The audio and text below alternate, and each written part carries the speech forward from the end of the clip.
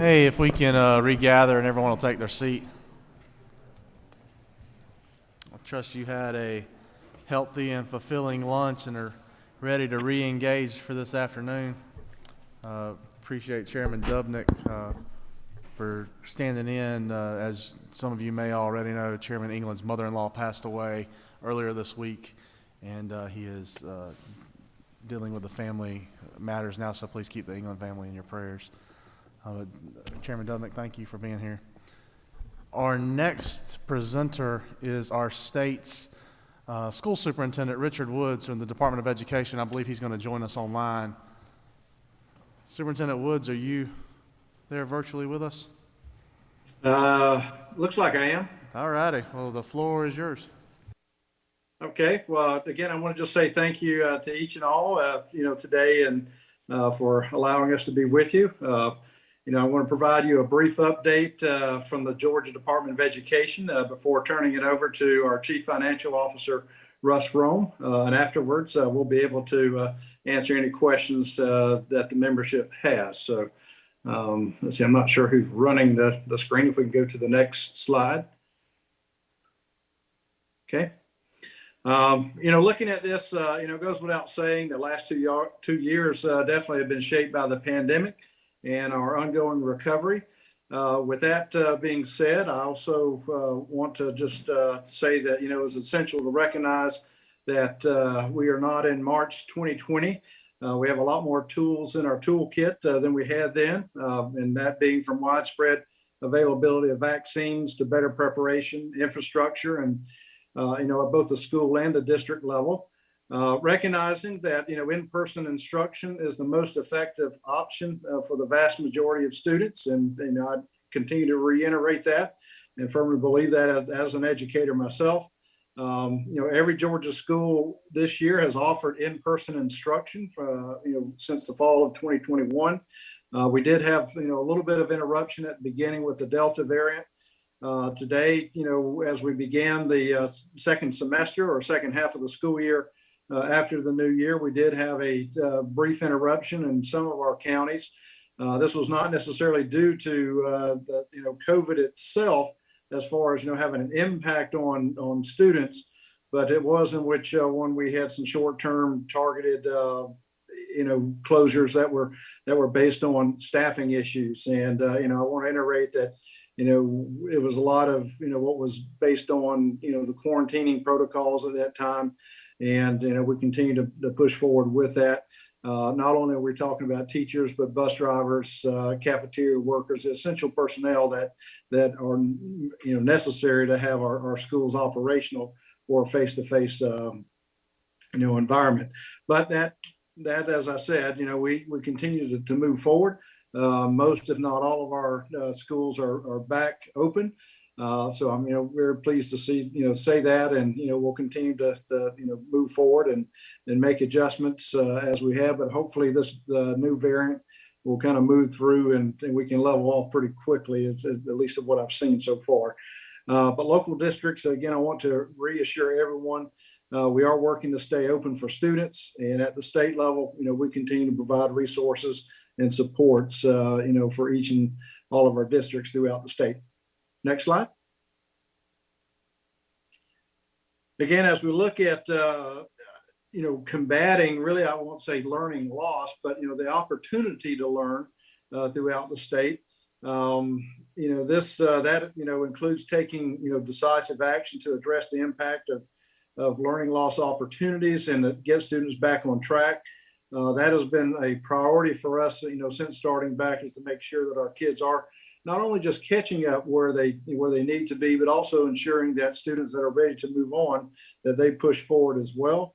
One of the things we have done is provide a formative assessment aligned with our Georgia Milestones at no cost to every district in the state. So that is one of the good things. That tool is called Beacon, and roughly we have about 120 plus districts that are now using that on a regular routine basis, and we've seen a good uptick throughout the state. Using our federal ESSER funds, what have we done?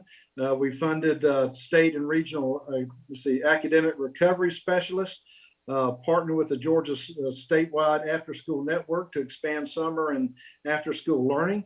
We developed new instructional supports for social studies, science, ELA, and math, and developed new instructional supports and therapeutic services for students with disabilities. So we continue to have education rolling in the state of Georgia, and I think have done a good job using our federal funds. Next slide, please. As we look at ESSER at the state level, we've worked to target the federal LEAF funds we've received from at the agency level towards statewide and mission critical needs.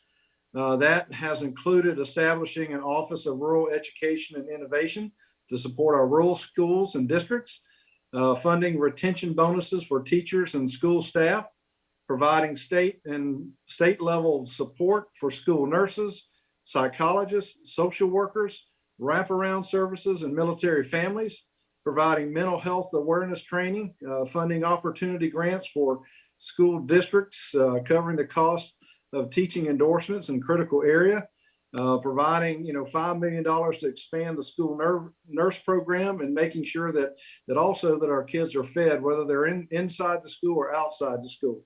We're also working to support school districts in their use of ESSER funds.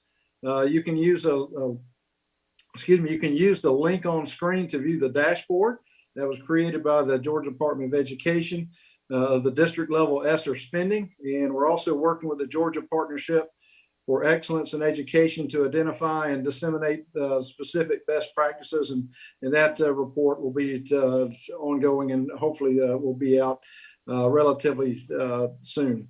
Okay, next slide, please. Again, one of the lasting lasting impacts of the pandemic is that parents and community members are more engaged than ever in their schools. This has resulted in a renewed appreciation for teaching, but also it led to questions and feedback about what students are learning. I have told school leaders that we in public education must welcome and not hide from those questions. Schools serve our communities, not the state, not the DOE, not the central office. We need to be transparent and responsive to parent concerns. At the January State Board of Education meeting, I recommended a package of measures to increase transparency. Each school district would annually report to the Department of Education district adopted curriculum programs and local tests. The department would then create a dashboard to provide public access to that information. The rule would also require school districts to adopt a local policy to ensure transparency, ensure parental access to their child's educational record, publicly post the school district's annual operating budget, and provide a public review, board approval, and parental inspection of surveys administered to students. Our intent for the rule is to strengthen transparency and provide a resource for school districts to inventory, align, and reduce redundant instructional programs, benchmarks, and professional learning. We cannot keep adding on to our teachers' plate. So again, this was a move not only to respect our parents and again their right to monitor and be engaged in their child's education, but also to provide insight to what goes on to reduce some of the bureaucracy that does invade the teachers in their classroom. So hopefully this will improve education throughout. But as I've shared with business leaders, well, not business, but our school leaders, there's not one single child, that enters public education that has the last name, the state of Georgia. And we need to make sure that we recognize that and respect that.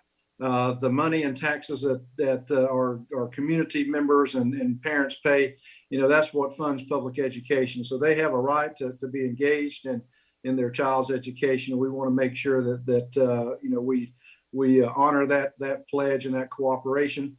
It's very important that we maintain and keep and earn the public trust in public education. All right, next slide, please.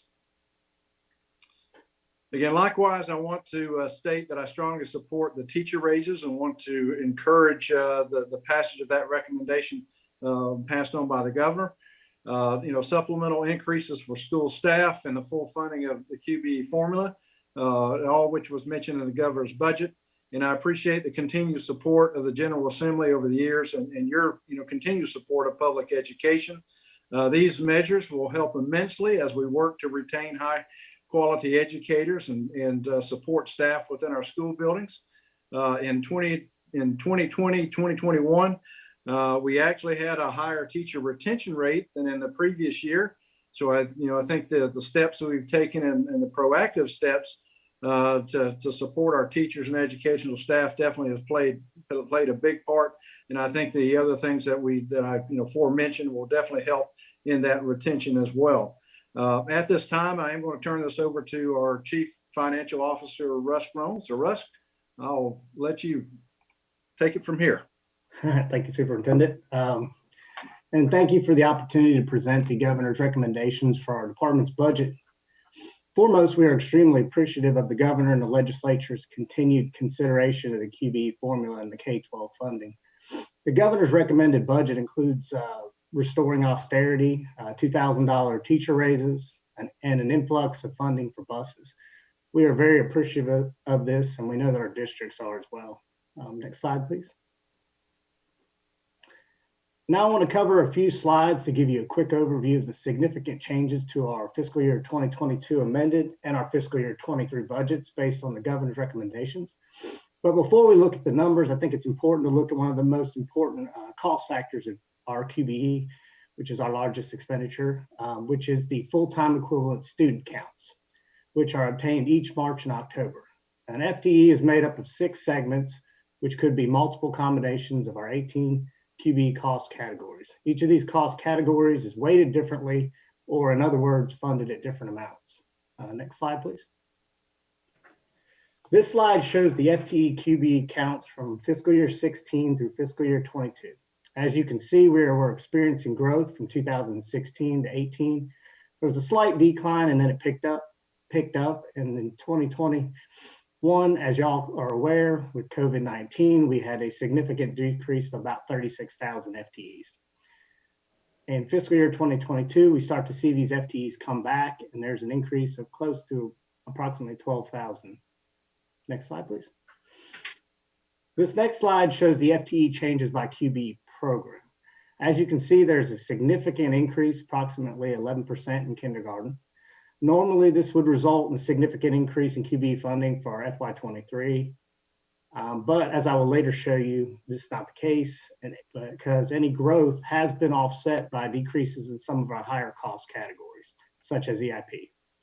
It is also important to note that we have not yet seen enrollment come back to the pre-COVID-19 numbers. And this is important because we do expect these students and their FTEs to come back.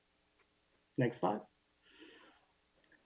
Now I'd like to discuss the significant changes in the governor's recommendation for our fiscal year 22 amended budget. It's important to note that while we did see a significant FTE decline in some of the high cost categories, this will not result in any funding decreases for local districts in FY 2022 amended because they're held harmless. And on this slide, as you can see, some of the important QBE restorations, such as austerity being eliminated, which is about $383 million.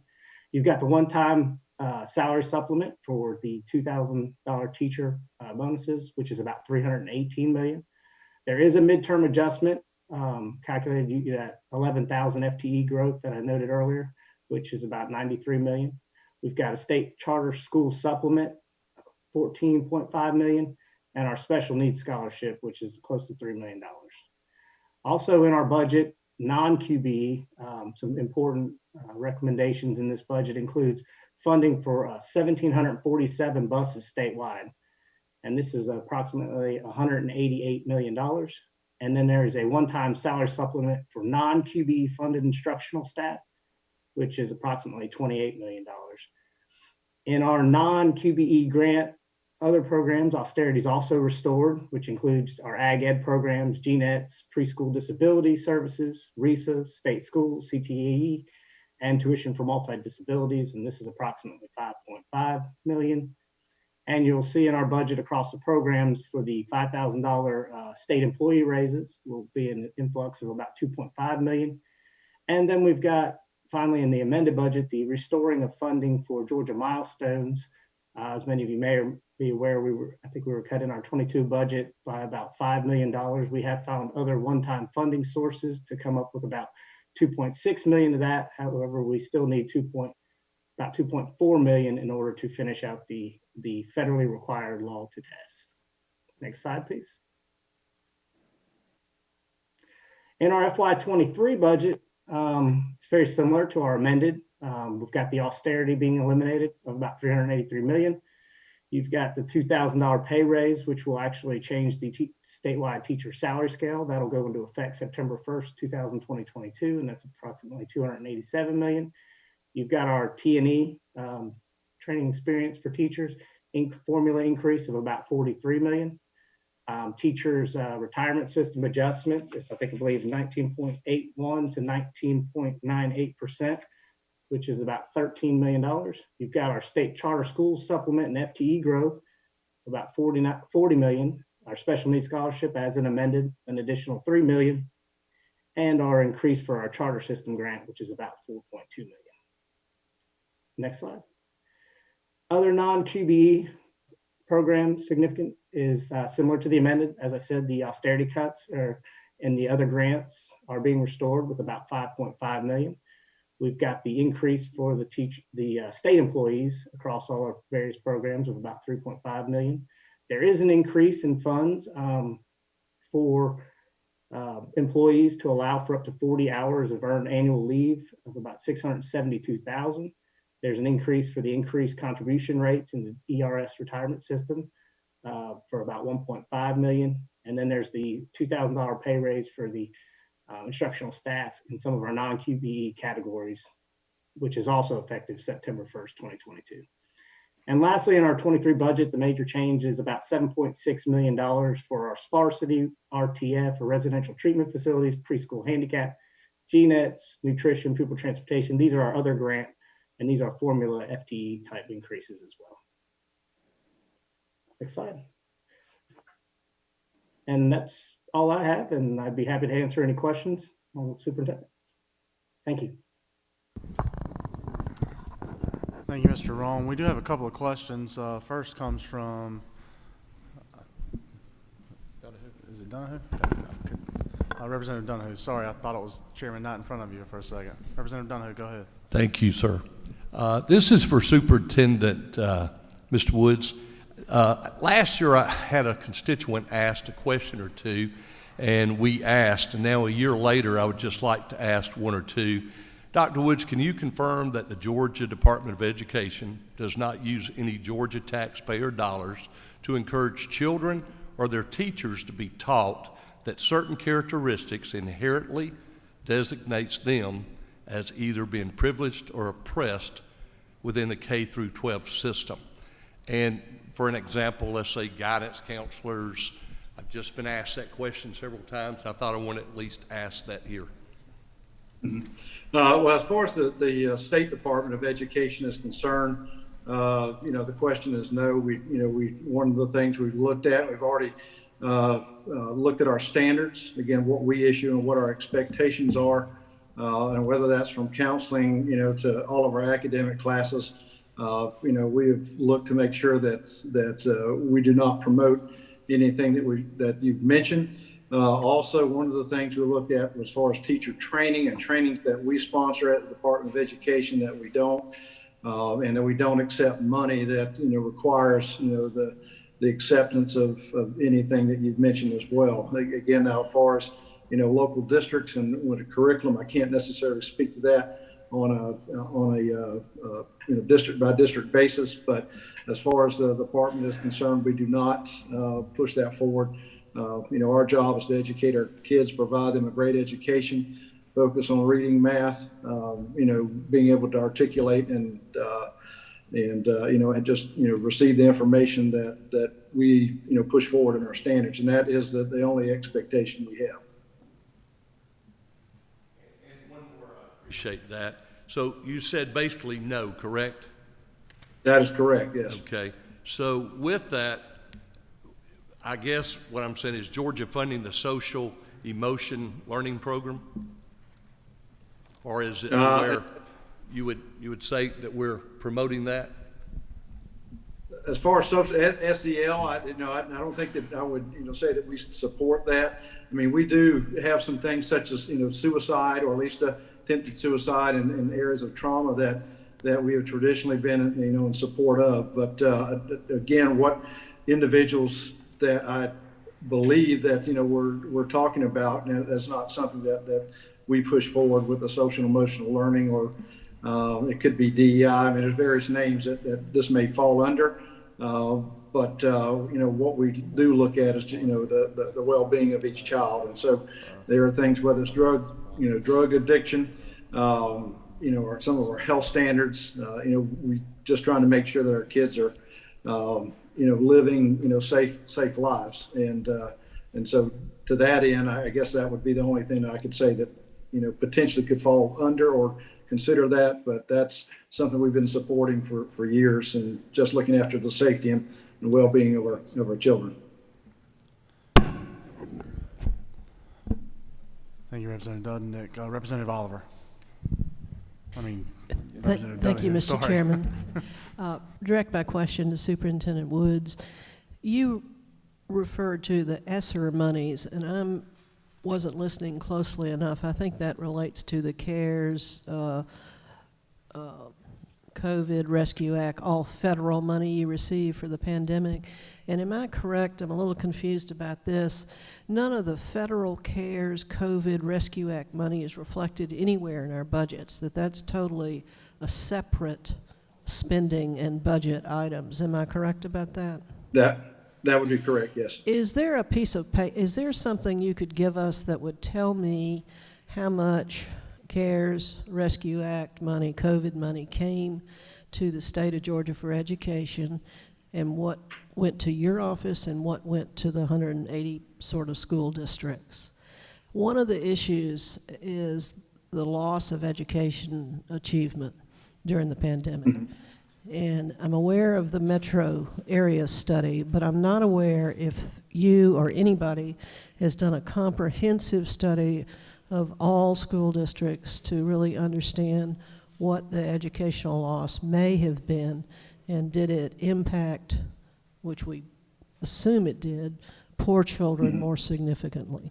How have you used your COVID money for that, and how are you evaluating that use? Okay, we can get you that information both at the state and district level. I'll just reach out to Mr. Matt Cardoza, who's been handling our ESSER funds and been our point person with the federal government.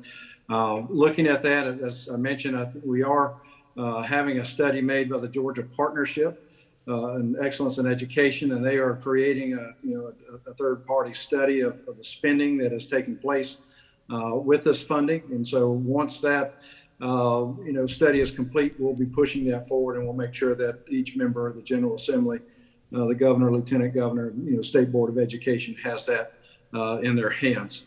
But it is ongoing that we are definitely looking at trying to look at and improve. We have done multiple or taking multiple steps to reach out to our districts, provide them services, whether it's coming from the state or to support what's going on ongoing in the districts themselves. So we'll get that information out to you as soon as we can, and we'll get Mr. Cardoza to reach out specifically. May I follow up, Mr. Chairman? When will we have that report? The report, I think, should come out, I think, within the next couple of months. It's been ongoing, and again, trying to give us a little more time to see what this academic school year looks like. We will have our milestones testing. We've already had some of the milestones testing during December at our high school level, and probably in the month of April we will be having our milestones testing for grades 3 through 8 for the most part. So we're trying to get as much pertinent information as there, so we can give you a fuller picture. So it may be late April, early May, I think, when we'll see that, once we have some definitive information that can better give us a picture of what that looks like. One final question, if I may. This is Matt Cardoza. I'm on here. If you would like for me to speak to that at all. Sure, go ahead, Matt. Good afternoon to Superintendent Woods' point about the report. We're working on a an impact study report with one of our nonprofits to look at what the best uses of the funds are. Of course, that'll be a 3-year process, so it will go through the full time frame for the ESSER funding, which the last round will end September 30th of 2024. So we'll certainly have a better sense of how school districts are spending those funds, which ones are probably getting the best bang for the buck, so that we can then at some point look at what things might we want additional funding for, whether that's in state or whether we go elsewhere for trying to sustain those funds. Thank you. Representative Knight. Thank you. Question to Superintendent Woods. And if you would go back to your slide, I know you had a slide that was on the dashboard that you were talking about. Okay. I think that may have been, let's see. Trying to see which slide that would be.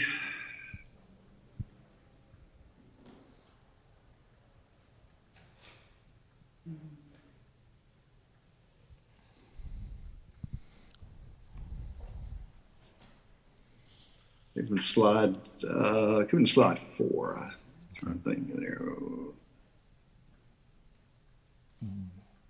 Yeah, district dashboard. You'll see it up there, georgiainsights.com/ESSER budget. All right, I think the next one, it was a, if you'll go, I think the one after it, there, well, go back one. Okay, that was one. One clarifying question, Superintendent, if you will.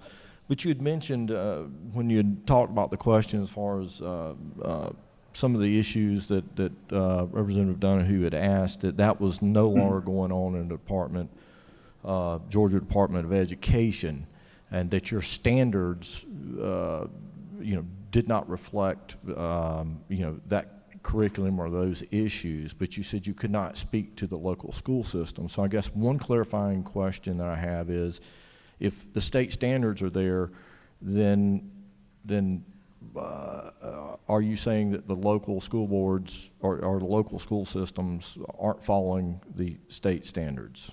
No, sir. As far as that information, we're looking at is just that our standards are what we expect our teachers that teach, to our kids. When you look at curriculum, in other words, that would be the resources that perhaps, is being used by a local district. Again, that is made on a district by district basis. And so I can't speak to what may be in any, whether it's a media center, what's something online, or, it could be an online, program that the kids are using. It could be textbooks, ancillary materials. Those are things that again, we just do not have access to every single option that's being used. So I'm not saying that districts are doing anything. It's just I can't speak fully to that. I know that we are, working with the governor's office and members of the General Assembly to do some things that increase the transparency. And one of the things we did as well with our upcoming board rule that we hope we will pass next month, this will again hope to provide parents and our community with access to see what is being used within our classrooms, and to give that a little more scrutiny from or at least the ability for parents to really scrutinize the information and materials that are being used or their kids are using in their schools. Well, and I appreciate that. But again, a couple follow-up questions. Sure. We're noticing that the Georgia Department of Education is outsourcing a lot of its learning platforms to third-party vendors. And we're also, starting to see that also at the local school level. Can you speak to that, please? Well, I think that as we look at certain materials, it's something with our testing, but what we're expecting, or as I shared earlier, the expectations of what we're presenting to our districts, is going through I would say a heightened level of scrutiny. We're scrubbing and making sure. I've asked our deputies, that anything we're involved in, that we're begin to really look at that, to make sure that we're staying true to our mission, our vision, and to give that and trying to catch things on the front end. So again, what we do, or what we're expecting of our districts, we will definitely make sure that we're following the same protocols at the Department of Education. And thus far, we've done that. So we've looked at our standards and went through those very thoroughly. We've looked at our training, and again, in some areas we've postponed things or either pulled out of some training because it did not follow the expectations that we have. So we'll continue to monitor that as we expect our local districts as well. Okay, one final question if I can, Mr. Chairman, but one of your slides was in regards to again, transparency here, and looking at and providing, for instance, parental inspection of surveys. Yes. So that's an after the fact. So we understand that some of the surveys they're doing in some of the schools are parents would not be in agreement with some of these surveys. So basically, there's no way in which a parent can be notified of particular surveys that are going on out there? No. So in other words, they are sending their kids to school. These kids are taking these surveys regardless of the parents' wishes or not. Again, in many cases with this, again, I can't speak to if it's something given by the local district. Our policy, I think we need to look at, having, an opt-out, or at least maybe I would say better, an opt-in, policy on the front end.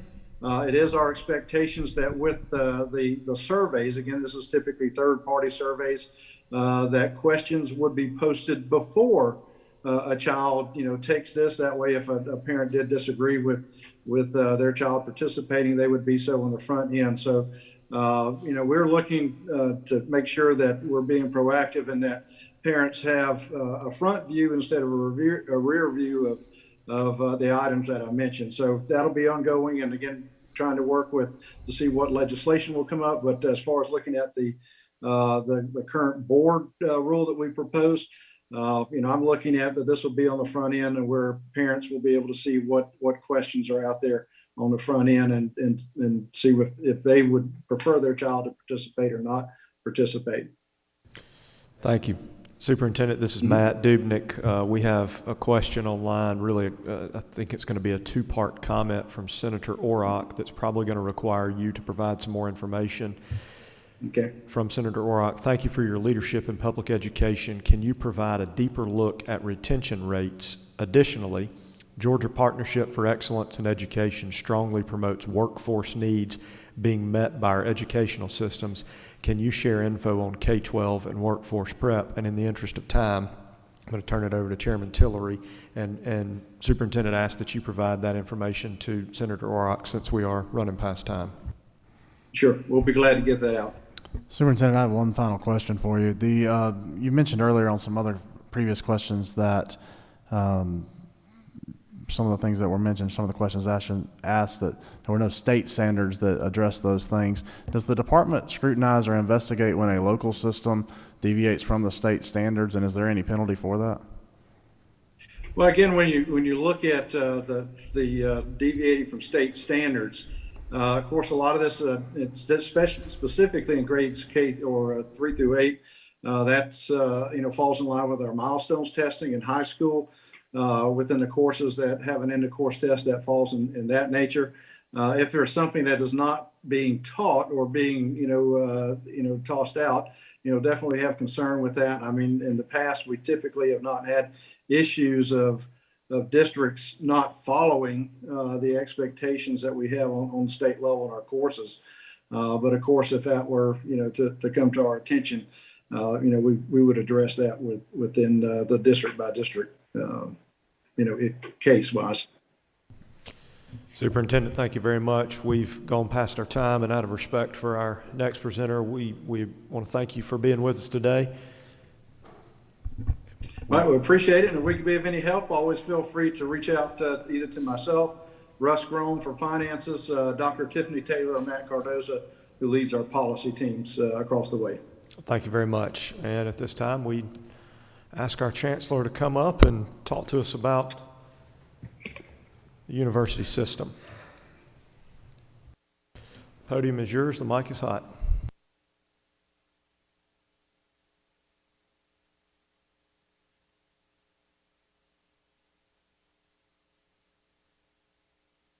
Guys, I'm a little under the weather, and so my voice may go in and out speaking to you today. First of all, would like to thank, and I know Chairman England had to step away, but Chairman England, Chairman Tillery, and members of the committee, thank you for the opportunity to discuss our budget requests for the University System of Georgia. Before I start, and again, I know Terry had to leave, but on behalf of the system, I especially wanted to extend our deepest sympathies to him and Cindy for their loss. To their family for their recent loss. We are incredibly grateful to the General Assembly for your support and for the support of Governor Kemp, OPB Director Kelly Farr, and their team. You know, when I left OPB, I thought I would never have to stand before you again presenting a budget. You probably hoped that too, but unfortunately, you're stuck with me today. I spent many years working in public service for the state of Georgia, and many of you know I had the privilege to work as the OPB director for several years. In all my years in state government, this is the strongest higher ed budget that I've seen in my career. The $651.3 million recommendation for fiscal year 23 and the additional $233.4 million recommendation for amended fiscal year 22 are outstanding news for our students and families, provides critical support for learning and affordability that will impact student success. These dollars touch every aspect of USG all across the state, and that impact starts with campuses that this minute are fully engaged in teaching, research, and service missions. Our 26 presidents and their teams have worked hard to accomplish a successful return to on-campus learning, and our students, faculty, and staff have achieved so much. We have not let COVID control us. The number one ask by students and families this academic year has been to keep campuses open, a request focused not only on academics, but on students' mental health. Being on campus, walking into classrooms, and physically being able to interact with professors, staff, and other students has a profound effect on their success in college. We know we will continue to face hurdles as we carry out that mission to provide a world-class education to our students. I'm grateful for all of the hard work that has gotten us this far. Ultimately, everything we do has an impact on students. They are our number one focus, which has made how we respond to their needs and expectations this year all the more important. We know we need to do more, but we will also continue to improve. The number of USG degrees awarded annually has increased almost 33% since 2011, including an all-time high of 72,929 degrees earned by our students in 2021, despite the pandemic. At the same time, affordability remains a priority. We continue to increase our efforts with low-cost textbooks, saving students $49 million annually, expanding access to college by taking advantage of online offerings is a part of Chairman Martin's priorities, and we continue and appreciate his support and visits to our campuses to learn more and encourage these types of initiatives. Tuition increases have been kept to a minimum, and since 2016 have averaged 0.75% annually, with no increase this year and in 4 of the last 6 years. As you know, we have also made a commitment to do more to lessen the impact of fees on the cost of college for our students and their families. We are incredibly grateful for Governor Kemp's amended fiscal year 22 and fiscal year 23 budget recommendations that include a partial restoration of austerity cuts. At $229 million, this will allow USG institutions to remove the special institutional fee at all campuses. I really want to thank Chairman Tippins for leading our conversations on the Senate University Fee Study Committee this past year, which included President Lynn Riley, Chairman Jeff Mullis, and Senator Sally Harold. The meetings we had with Chairman Tippins and Senator Held helped to emphasize why it's so important to do something like this. We both made it a priority, regardless of party, to come together to have good discussions about educational and financial impacts on not only on our institutions, but most importantly on our students. Doing away with this fee at Georgia Tech would save a student $544 a semester, not for the year, but every semester they are enrolled. At Georgia Southern, it would save a student $290 a semester. At Savannah State, $202 a semester. At South Georgia College, it would save a student $170 a semester. I know you get the point. For some, these savings could be the difference between completing college or stopping for financial reasons, and we strongly ask for your support to help us make this a reality. We have instituted other changes to keep our focus on student success, including updating post-tenure review for faculty. We want to ensure accountability for their effectiveness and recognize the positive impact faculty have on students in all of our sectors across the system. Stirring thoughts and ideas is an important component of student higher education. Free speech is a bedrock principle for this nation and one that we take seriously and continually strive to protect on our campuses. We have received complaints related to free speech. We investigate these complaints thoroughly and take the necessary action to protect the rights of students, faculty, and staff. We want to ensure students learn workforce-ready skills they can deploy the moment they graduate. Institutions understand the need to prioritize aligning degree programs to the needs of Georgia's industry. Let me give you some examples. To develop not just better teachers, but more of them, we are maintaining rigorous standards and moving barriers for students to more quickly join the teaching profession. This means students have greater flexibility to structure their coursework, transfer credits between programs, and meet required credit hours for graduation. Institutions have increased their focus on teaching preparation through partnerships with local school systems and programs such as one at Georgia College, which helps teachers learn how to make a bigger impact on children's reading proficiency. The governor's budget recommendation includes $300,000 in startup funds for the state's oldest public HBCU, Savannah State University, to begin a new degree program in elementary education, something that not only fills a need, but specifically meets requests from that local community. The recommendations would also provide another $620,000 to launch a new e-degree program in elementary education at Valdosta State. This program would help parapros in rural Georgia become full-time fledged teachers, and the funding would include scholarships to get them into the teaching pipeline and to support their progress.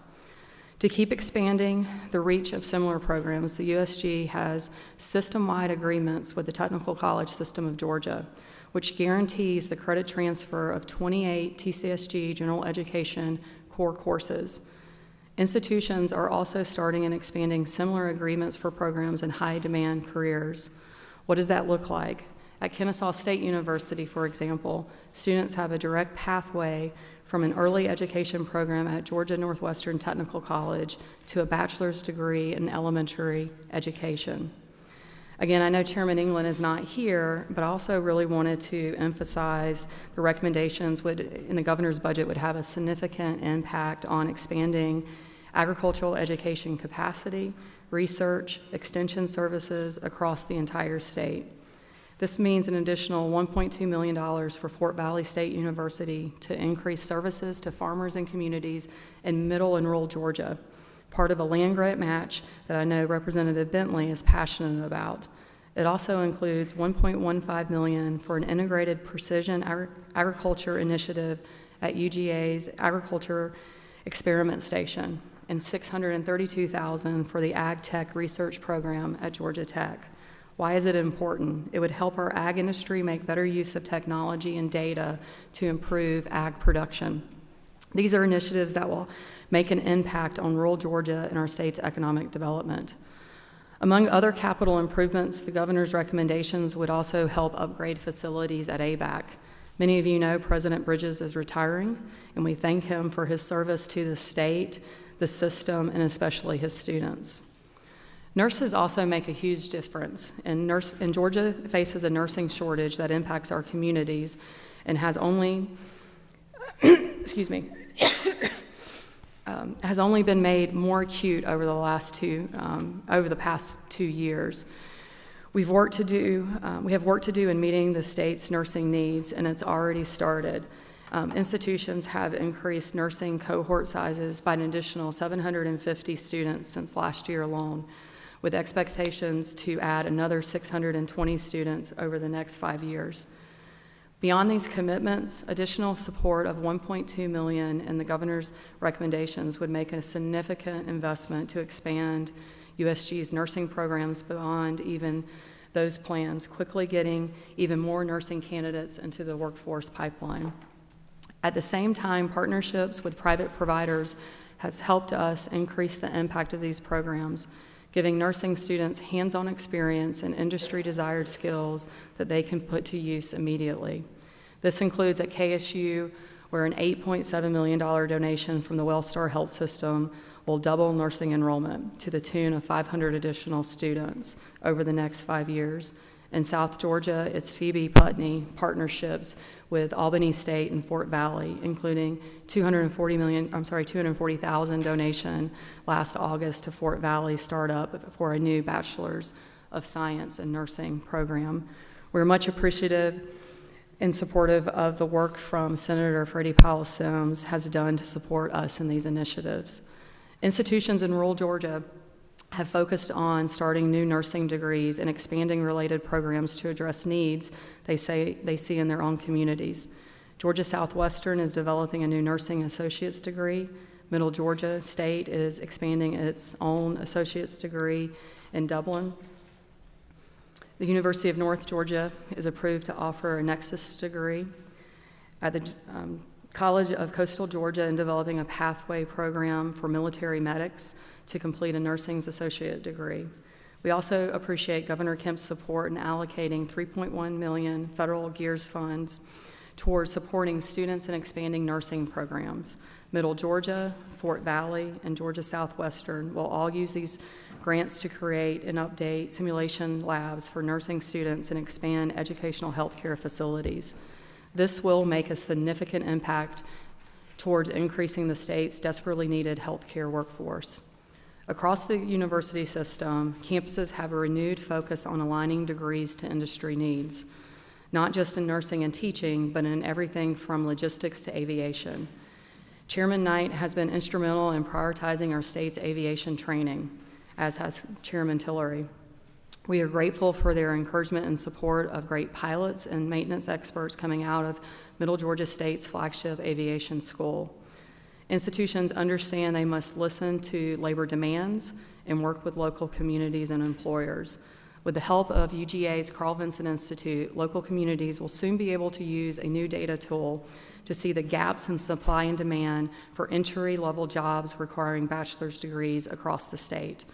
By better understanding Georgia's workforce needs, USG and our institutions can better tailor programs to meet those needs and drive Georgia forward. We as a system, we have to be more flexible and we have to be more nimble moving forward to meet the workforce needs of the state. We're also doing more to help students with their well-being. I want to thank Speaker Ralston for his priority for improving mental health services. As he has noted, for Georgia to continue to be a great state, we must also focus on being a good state, one that cares for those in need. I can't agree more strongly, and with support from Governor Kemp and $17 million in GEARS 1 and 2 funding, we have significantly expanded student mental health services at all USG public colleges and universities. This not only includes expanded care and counseling services for every student, but also increased training, educational programs, and professional development for faculty, staff, and students to be more aware about how to help colleges and peers find mental health resources. Mr. Chairman, I know you understand the importance of the funding formula for all USG institutions. The formula directly supports teaching and student success across Georgia, and I would appreciate your support for the formula funds, that they are vital in helping us carry out our mission. We also greatly appreciate Governor Kemp's recommendation to support $5,000 pay increases for state-funded full-time benefit-eligible employees. For USG, this includes $197 million in the amended and $232 million in the big budget. These increases are a significant investment in our people. As Tracy will explain in a minute, USG is committed to extending them to all USG employees, and we'll need to look at other fund sources to do that, similar to other state agencies. This is an outstanding commitment towards retaining hardworking, talented employees, and we definitely appreciate your support. The past 2 years have presented challenges, but we continue to overcome them. Obstacles remain, but like our students, remain optimistic about what is ahead. We appreciate your support, and we have much work to do together, and we cannot get it done without your guidance and your help. We're grateful again for Governor Kemp, to you, and to your longstanding investment in the university system. We look forward to working with you this session. I do want to also point out and really recognize, and when I do this, I'm not mentioning everybody, so just if I don't mention your name, I know that you've probably been on our campuses. But in the last 6 months, I'll say I've been really impressed with you as legislators and you wanting to be on our campuses, wanting to meet with our presidents, wanting to understand the programs that we offer in this state. I had a great opportunity to sit down for a few hours with Representative Al Williams, Edna Jackson, and Mac Jackson, and to be able to really talk about higher ed. I had an opportunity to meet Chairwoman Sharon Cooper for breakfast and spend a couple hours with her of really understanding her concerns around health care and nursing in the state. It was great to be at Georgia Highlands College and to have Representative Matt Gamble and Chairman Tippins and others that, again, are willing to come on our campus. Had an opportunity to sit down and have lunch with Majority Whip Matt Hatchett to also listen to him and his concerns within his community. Also the Minority House Whip, David Wilkerson.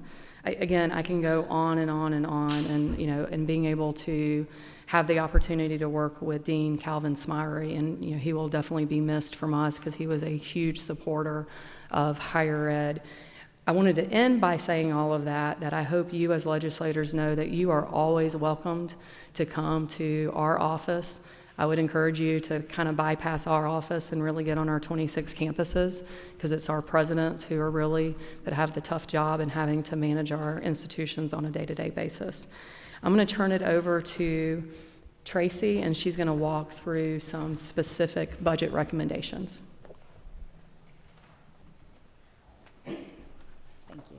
Thank you, Chancellor. Good afternoon, everyone. Good afternoon, Chairman Tillery, Chairman Dubnik, and other committee members. So today I'll try to be brief, but there's a lot in the budget, so we're very excited. But we'll talk briefly about the amended 22 budget and the fiscal year 23 budget. So I'll start with the recommendations in the fiscal year amended budget. As you can see from this slide, this includes a net increase of $233 million in state funds for the university system institutions and its pass-through organizations.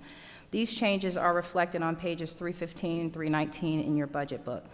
And so I will highlight and discuss each item on the slide.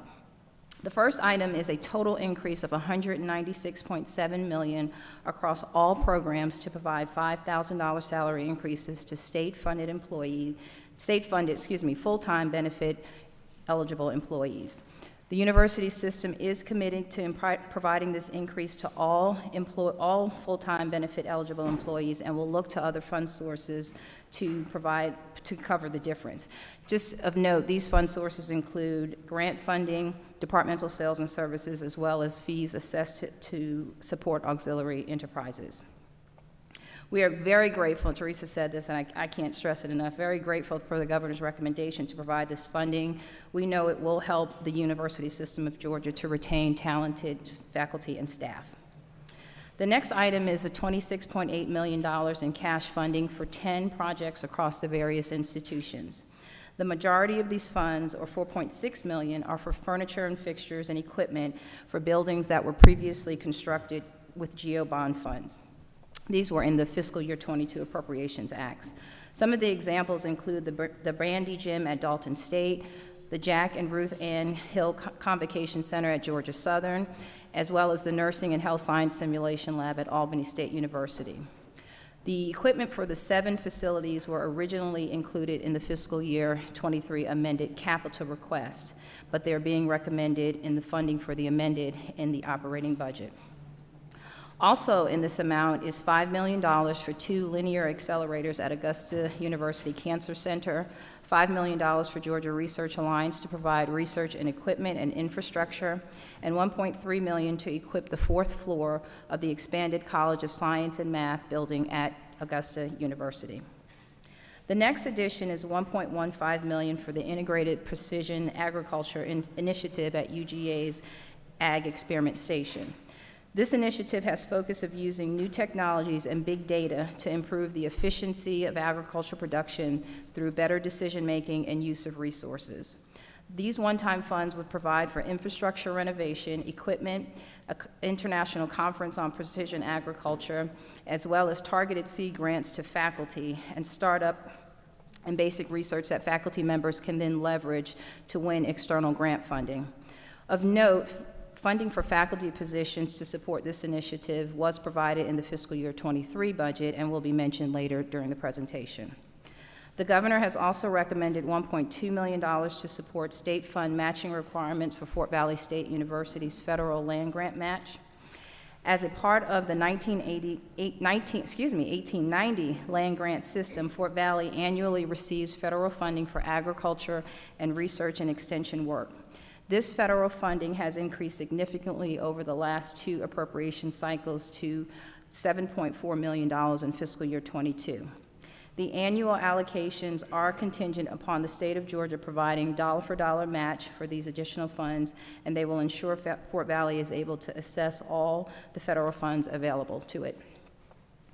Next in the amended budget is $2 million for technology grant for public libraries administered by the Georgia Public Library Service. Technology grants are provided to library systems across the state for equipment such as computers, electronic readers, tag readers, PA systems, and more. These grants have frequently been funded from GO bonds in previous years and have been included in the amended operating budget this cycle.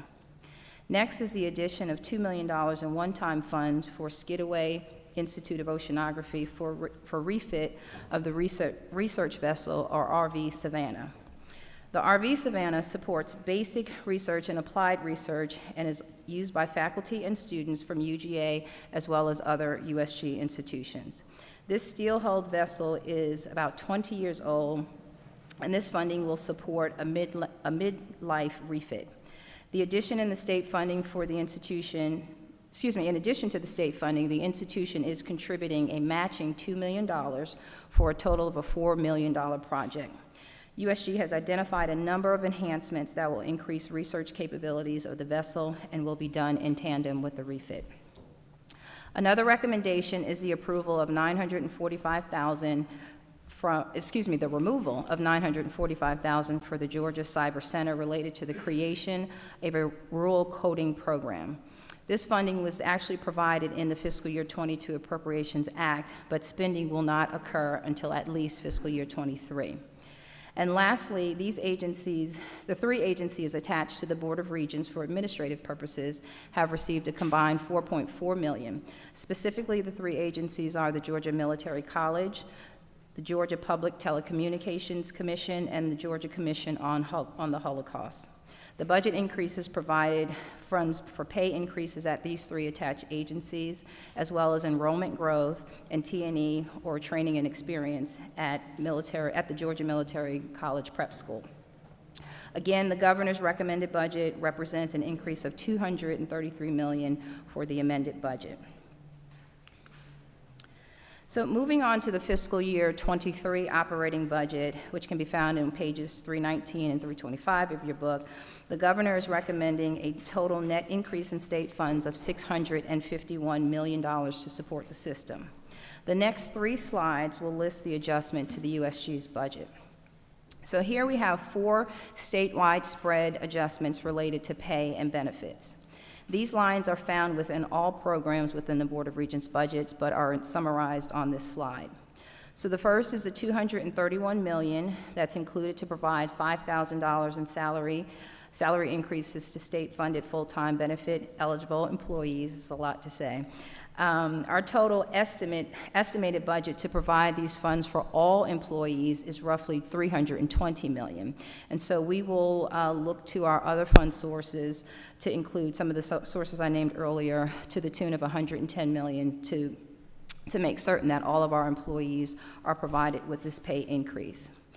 And again, as I mentioned earlier, I do think it's important to say it again, this is a huge retention tool for our faculty and staff, and we are very grateful for this recommendation.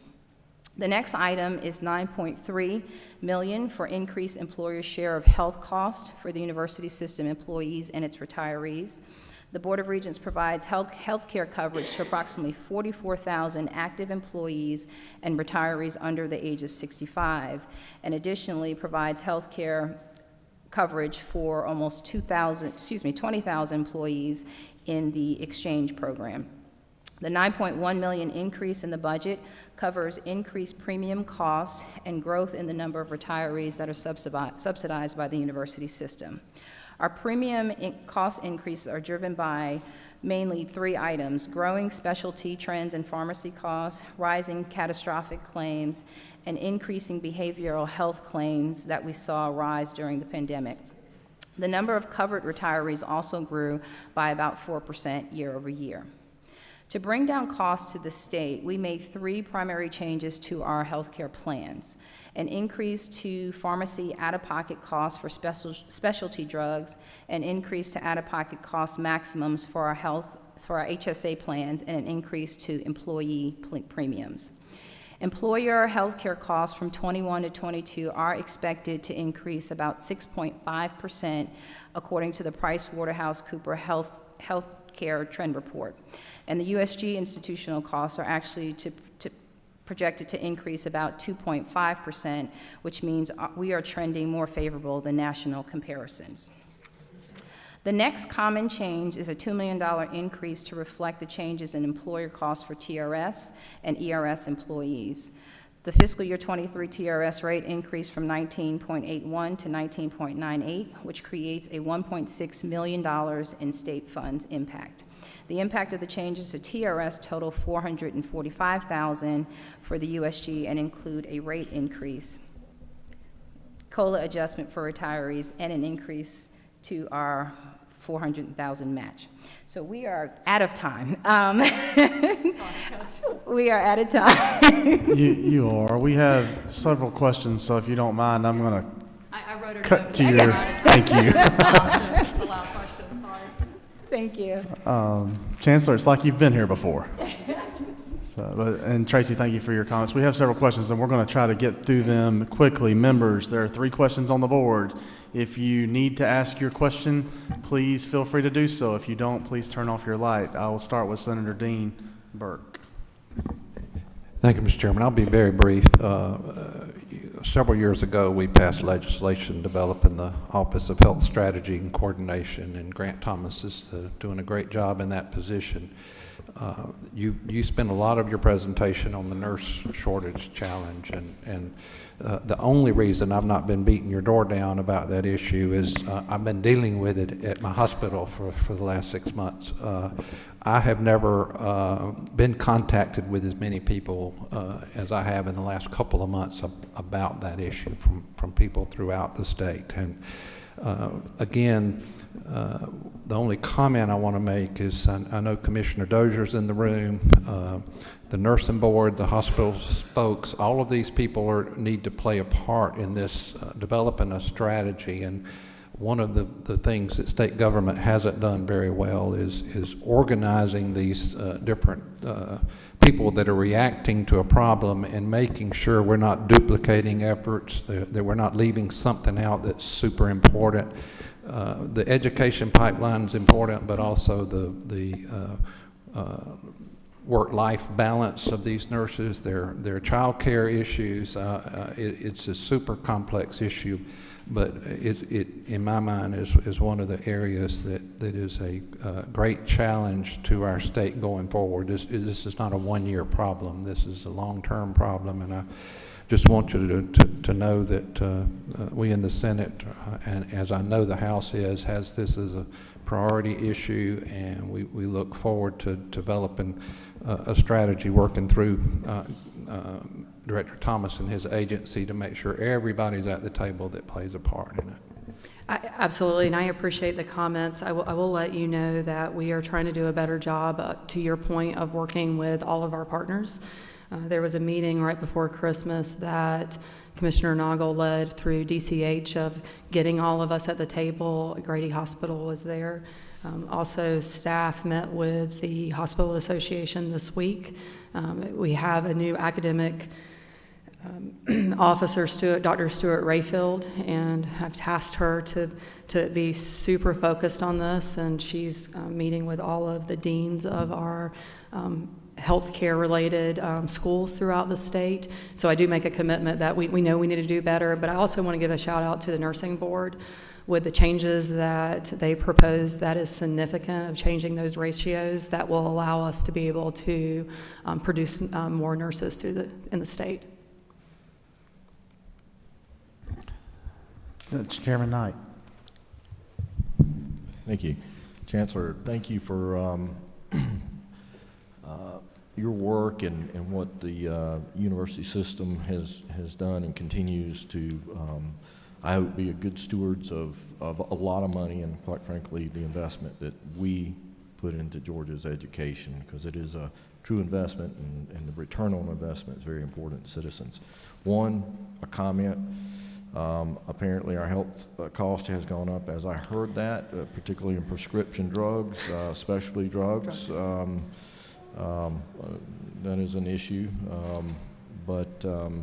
Second of all, thank you for your work in regards to, I know a lot of work that we've done, in particular interest to a couple of us, and that is in the aviation field. This goes back to the investment that we make into Georgia's university system and our technical college system, but particularly in this case, university system, where we have an industry, and there's documented, well-documented need and demand of good jobs. The jobs there, and we need the educated workforce to come in. And I think this is also an opportunity, and I'll segue into something you have talked about, we will continue to talk about, and that is opportunity within our colleges, particularly in our outside of the metro area or our big research universities, where we're seeing decline in student enrollment versus in probably some of the other universities where enrollment's either steady or upticking. But our universities all across the state have a lot to offer, and I think this is a good example of Middle Georgia filling a need, and also an example of, if we can get those enrollment up for this high demand areas of pilots and the aviation A&P maintenance folks, a good example where we are meeting the demands of Georgia and a return on investment. So I want to thank you for that. We're going to talk about that and the other issues of enrollment. One last thing, I want to make sure that we're still clear. Last year, Representative Donahue had done a letter to the Chancellor. That letter had talked about teaching coming out of the university system and our college, our different universities in regards to teaching, characteristics, privilege, oppressed, definitions of that. I still want to make sure that the university system board of regents, and particularly the presidents who were asked those questions last year, still stand by those letters and the responses within their response to that request. Absolutely. So first I'll start on the aviation, and I know we're meeting with you tomorrow to go through aviation needs in the state, and again, I really do appreciate your support there. And it really goes back to, and you referenced the declining in enrollment in a number of our institutions. For the fall, we had 21 of our 26 institutions that had declining in enrollment, and it goes back to part of my remarks earlier, that we as a system, to your point, we have to be more flexible, we have to be more nimble to be able to make sure that we are shifting and changing what programs that we're offering to be able to meet the needs in those communities, because that's ultimately what's going to make our institutions successful. As far as the document from last year, we'll definitely go back to our 26 campuses to make sure that the information that they provided is accurate, and happy to continue to have those conversations with you and you. You're welcome. Final question, Chairman Tippins. I actually don't have a question. I'd like to make a comment and thank Acting Chancellor McCartney for her attitude that she's had since she's been acting chancellor. She's been a delight to work with. I admire her tenacity and willingness to tackle controversial and tough issues. I know in the study committee that was referenced on the institutional fees, that was a great deal of money. It was a very clear change in direction and policy, but I appreciate the support of the university system, and especially the chancellor, in working through this to come to a good solution. And I appreciate the job you're doing in that capacity. Thank you so much. I appreciate that, but I will also emphasize I am just one person, and really I want to acknowledge the team that's at the system. Tracy Cook, and Ashley, a Casey, a Stewart, a Juanita Hicks, a John Fusco. I can go on and on. They're the ones that really, day in and day out put in, and when I say this, I'm not exaggerating, 12, 13, 14-hour days to make sure that we continue to move in the right direction. And again, I also want to stress that you as legislators, if you ever have questions or concerns, please never hesitate to call. We may not be able to get you an exact answer that you want to hear from me, but we will always be transparent and try to get you the information as soon as possible. On that same topic, I'd like to have a final comment if I can. Chancellor, you have been a pleasure. You've been nothing but a servant to the state of Georgia throughout your entire career, and I just want to tell you thank you. He makes me nervous when you start talking, I'm just going to say. Respectfully, Chairman. As you've been the head of the higher ed department, or the higher university system of Georgia during a really challenging time, and the citizens of Georgia have paid for and developed a great system full of capable professors and brilliant students under your leadership, and we thank you for that. I do have one challenge I'd like to give the system, though. Absolutely. During this time, and you've talked about flexibility and a focus on workforce needs, I would ask that the system, as we begin to come out of this difficult time of COVID, hopefully come out of this difficult time, that we begin to prioritize and possibly pivot where we're focusing now. We're seeing a shortage of problem solvers and critical thinkers. And I would ask that the university system really focus on critical thinking and problem solving in young adults that can draft and understand directions and can give and receive constructive feedback that's cohesive and cogent to application. That would be my challenge to the board. That they ask themselves, the next decisions, are we developing 21st century leaders for Georgia, and is it fulfilling the needs of the 21st century? Thank you for everything you've done. Wholeheartedly agree with your comments, and we will continue to work on that. Thank you, Chairman. Thank you for being here. We're going to rebase our schedule a little bit. We're about 15 minutes off, so take your schedules and recalculate them accordingly.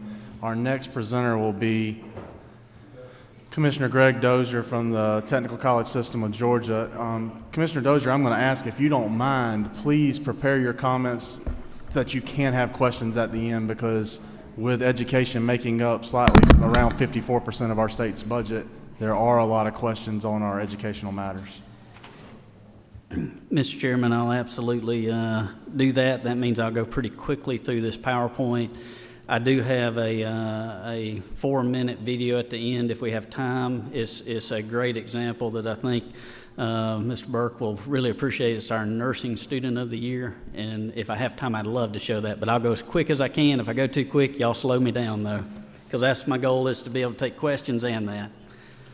First slide, I'm not going to go through this. I think that you guys will get this to you, but if we can click to the next one. Do I need to do that? Or? You can. Okay.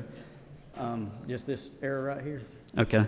This first one really is, last year it was all about COVID and how are we staying open, keeping our students going, making sure they see the end, serving our nursing homes, getting PPE out, ventilators. This year's really about innovation. So if you have time, look through these next two charts at your leisure and see cloud computing, clean manufacturing, automated technologies. The things that we're doing is really impressive the last 2 years, along with statewide connections to DOT and others, making sure our workforce needs are met.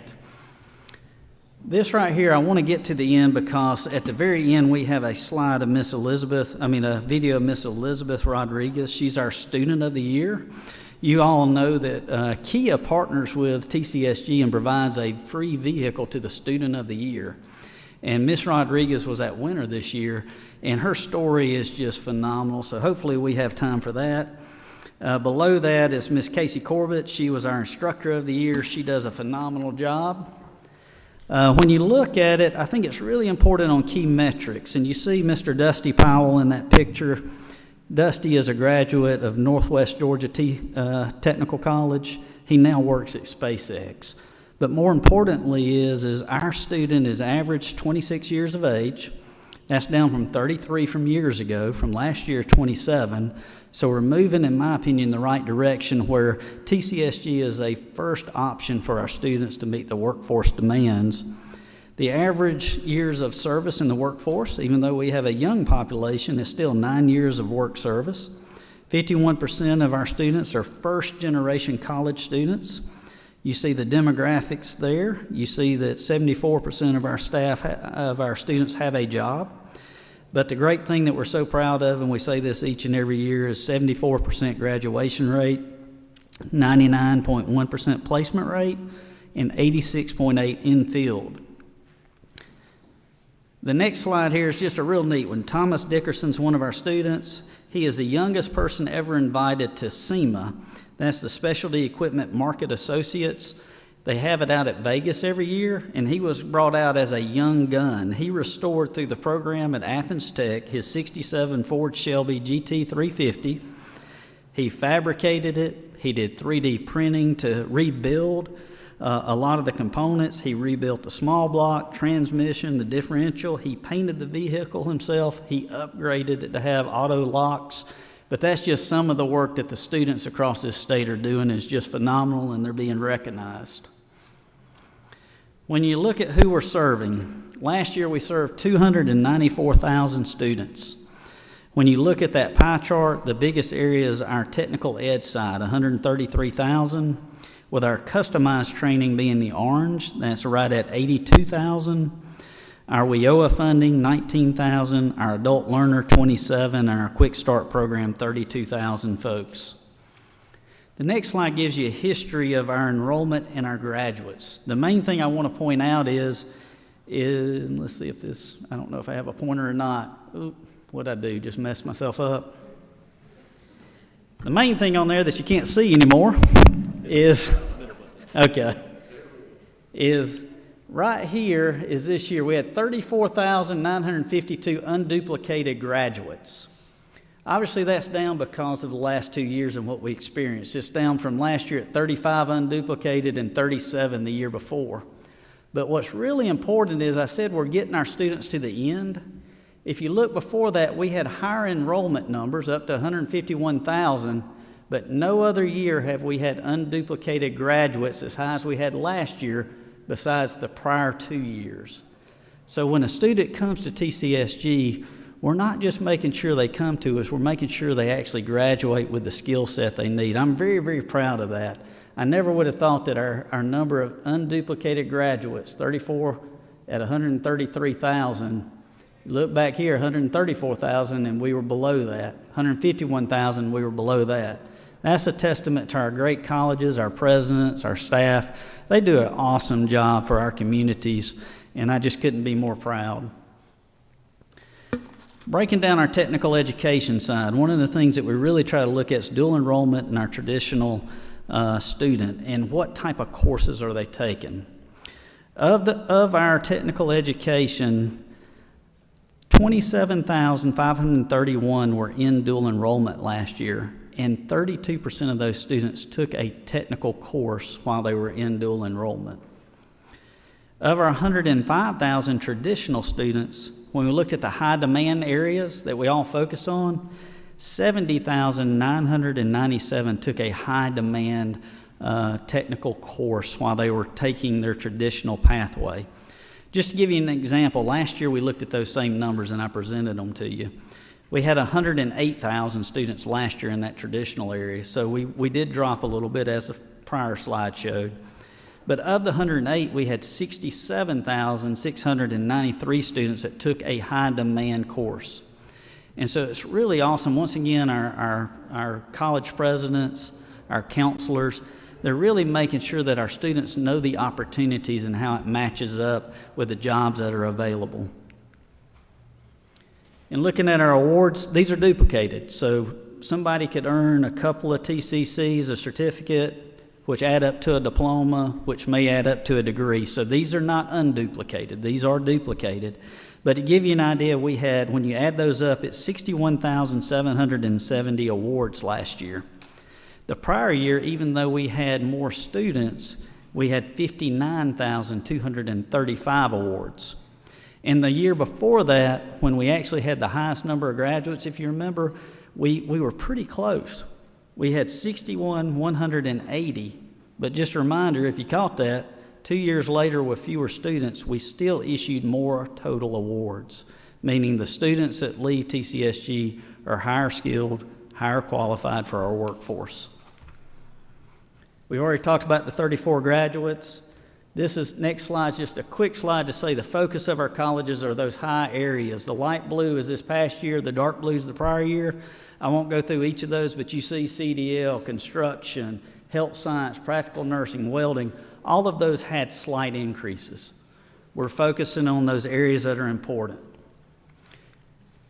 We're also making sure at that college level that we're offering programs that make a difference. This is just an example of this year how many programs have been terminated and how many have been started. So our presidents and our staff are watching those dynamics and they make those daily changes. These all have to go before state board, so they come up and that's how we record them. State board reviews them and they approve the stop of a program or the add of a program. And that typically is driving a lot of local decisions. And looking at the budget, we are very thankful to the governor's budget. The first two slides are just a global look. The supplemental budget has an additional $40 million in it, as you see here. The big budget 2023 has an additional $95.3 million. We'll dive into the details, and I did those together. You'll see that we have a chart for statewide changes. The pay raise that many of you have already heard from all the other agencies, $5,000 in the amended budget's $19 million, and the 2023 budget's $27.1 million. The annual leave withdrawal in the 23 budget's $2.4 million. The ERS increases, which is tied to the COLA for retirees, the employer share for the forfeited leave, as well as the 401k match is $5.7 million. TRS, $256,000. Our premiums for DOAS, $161,000. And our TeamWorks billing is $65,000. The governor has included in the detailed changes that are not those statewide changes across TCSG, new funding for the Dual Achievement Program. Thank you, Chairman Tippins, for that. This is the high school pilot for 5 of our colleges. That pilot will be at Chat Tech, Athens Tech, Albany Tech, Gwinnett Tech, and Central Technical College. Those should be kicked off this coming fall, and the funding for that was $1.5 million in the supplemental budget and $5.1 million in the 2023 budget. We do have in the supplemental budget cash funding for the construction, the FF&E, the furniture, fixtures, and equipment for the projects that were funded last year for construction in the budget. That's Chattahoochee Tech at the Aviation Academy at $5.8 million. Athens Tech, the industrial systems at $2.44 million. Athens Tech, the transportation and logistics facility, $520,000. The Savannah Tech Culinary Institute at $720,000 for a total of the $9.48 million you see there. We also have equipment refresh, $10 million. That's typically in our bond package, and it covers our instructional equipment. Just to give you an idea, we have right at $341 million worth of equipment on our books, of which 82% is depreciated, fully depreciated. So that gives you an idea how important this $10 million for equipment refresh for our lab and instructional equipment is. The next item is the restoration of the austerity cut in both adult education, $1.6 million, the restoration of austerity cut in our technical education of $33.3 million, and the formula adjustment related to a decrease in enrollment. We had a 10.1% decrease in credit hours. When you add all those up, it's an $11.6 million add to our education budget, which will allow us to focus on those high demand areas such as CDL, nursing, and manufacturing. The next item is to provide for the MR&R, the major repairs and maintenance. That's the $22 million that you've typically seen in the bond package. It is cash funded in the 2023 budget. Just to give you an idea how far that goes, we have 22 colleges, 88 campuses, so the $22 million is truly needed across that system. But when you look at total square footage, we have 14 million square feet. And so as you look at those major repairs and maintenance, that $22 million is very, very important to us. As we continue to look, we have several items in here for the electric vehicle industry. The first one is a new quick start training facility. That's design money at $6.25 million. The next item is the customized training portion of that at $5,382,904. And the last part of that is in our workforce area for customized recruitment at $643,706. The next item, I want to thank a lot of work by several legislators, especially Leader Dugan. We've had several questions and communications in his office about apprenticeships, and I was very pleased to see the expansion of state-funded apprenticeships in the budget at $1.275 million. That's obviously a focus on the high career demand initiative, but also just the workforce issues across the state. The last item on this slide is the establishment of employment services and streamlining WIOA. That's the transfer of the funding from Department of Labor Employment Services to TCSG and joining it with the WIOA. That's the Title I and the Title III funding. The state funds is $7.2 million. The total funds is just over $63 million in that item. The last slide in the budget is our capital outlay recommendation. It is basically funding the two projects that was funded last year for planning and design. The first one is the Albany Technical College Diesel Equipment and Auto Collision Demo Center at $8.54 million. The next item is at Southern Regional Technical College down in Colquitt. It's a technical industrial education building at $28.5 million. And then we have one new project this year that you have not seen, and that is a renovation at Central Georgia Tech to help in the nursing program at $1.57 million. Those are the changes. Mr. Chairman, do we have time real quickly? It's a 4-minute video, and I'd love to play it. If not, I just want to make sure everybody has a chance to see it after this meeting. Sure, go ahead. Okay. Can you play that? Great.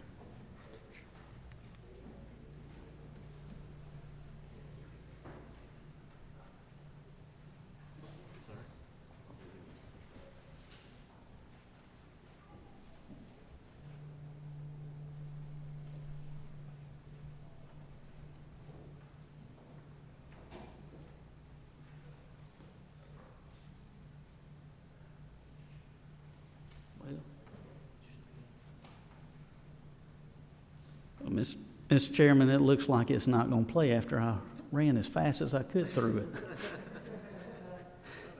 We will, if we can't get it going, we'll get that out to you.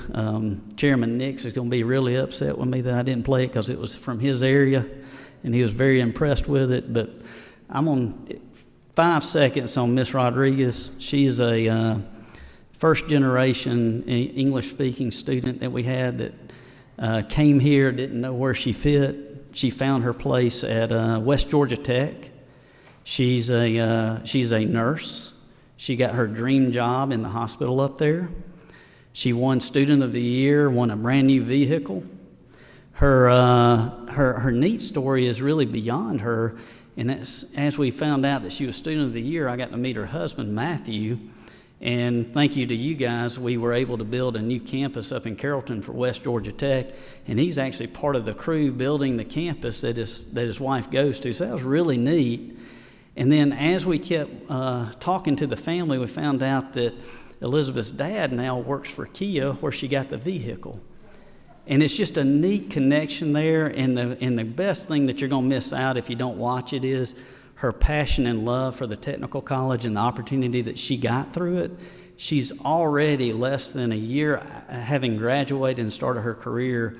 She has raised funds, and she's already provided scholarships back to 2 students per semester to further their career in nursing. Just a phenomenal young lady, and I hope that as you get that video, you do take 4 minutes to watch it, because it really sends a chill just talking about it here, but when you watch it, it really kind of brings to fruition why we do what we do, all of us in public service.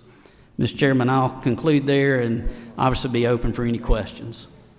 Well, thank you for that at first, Commissioner Dozier. I think, sorry we could not watch the video, but your explanation was great, and I think we should give her a round of applause for being the Student of the Year.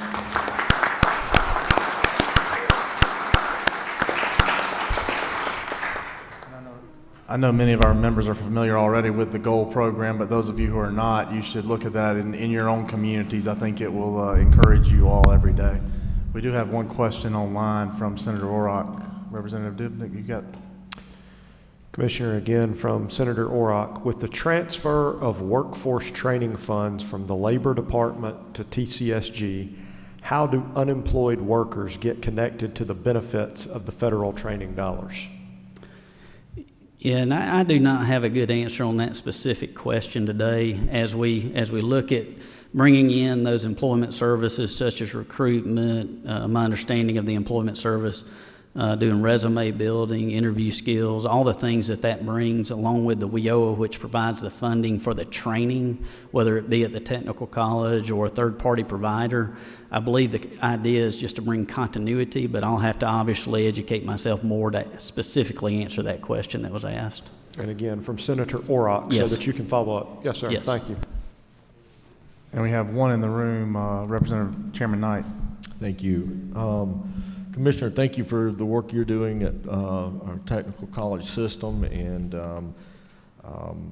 much needed. Obviously, the technical college system is at the heart, serving the needs of our local communities. I mean, it was born of our communities, local communities, and certainly is there to serve our local communities as far as their needs.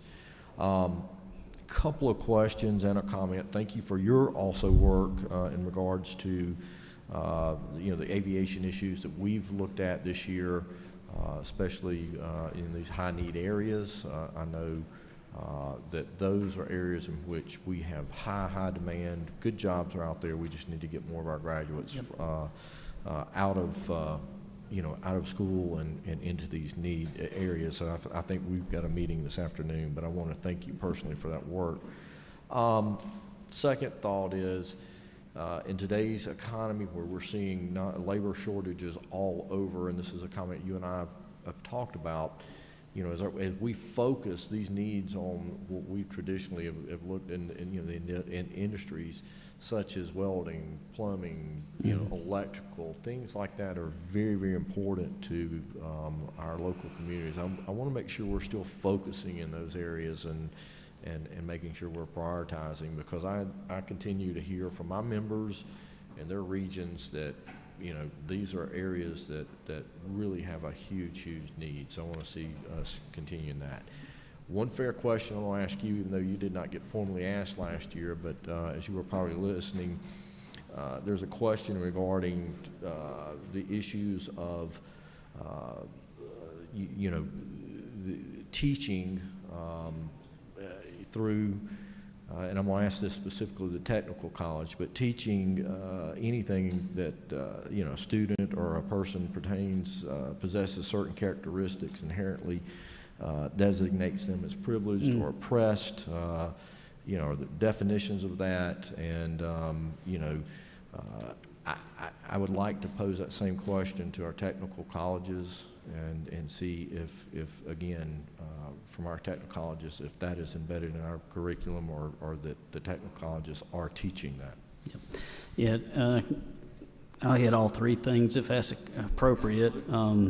First of all, thank you so much for bringing light on the aviation program of Technical College System of Georgia. Chairman Knight and his committee, I could name several of them, but your whole committee has come out and visited Savannah Tech, the aviation program there, Georgia Northwestern, several others, and I just thank you for bringing light to the hard work of those individuals, and they do a phenomenal job, and the partnerships that we have across the state with Delta, Gulfstream, and I could name many, many more there. It just has strengthened as we have brought light in that. So thank you much to you and your committee for making sure that our instructors and those focused in aviation are actually in a spotlight. That means a lot to them. As far as the core, I will assure yourself as well as everyone, the Technical College System of Georgia will never lose their focus on who we are and what we are.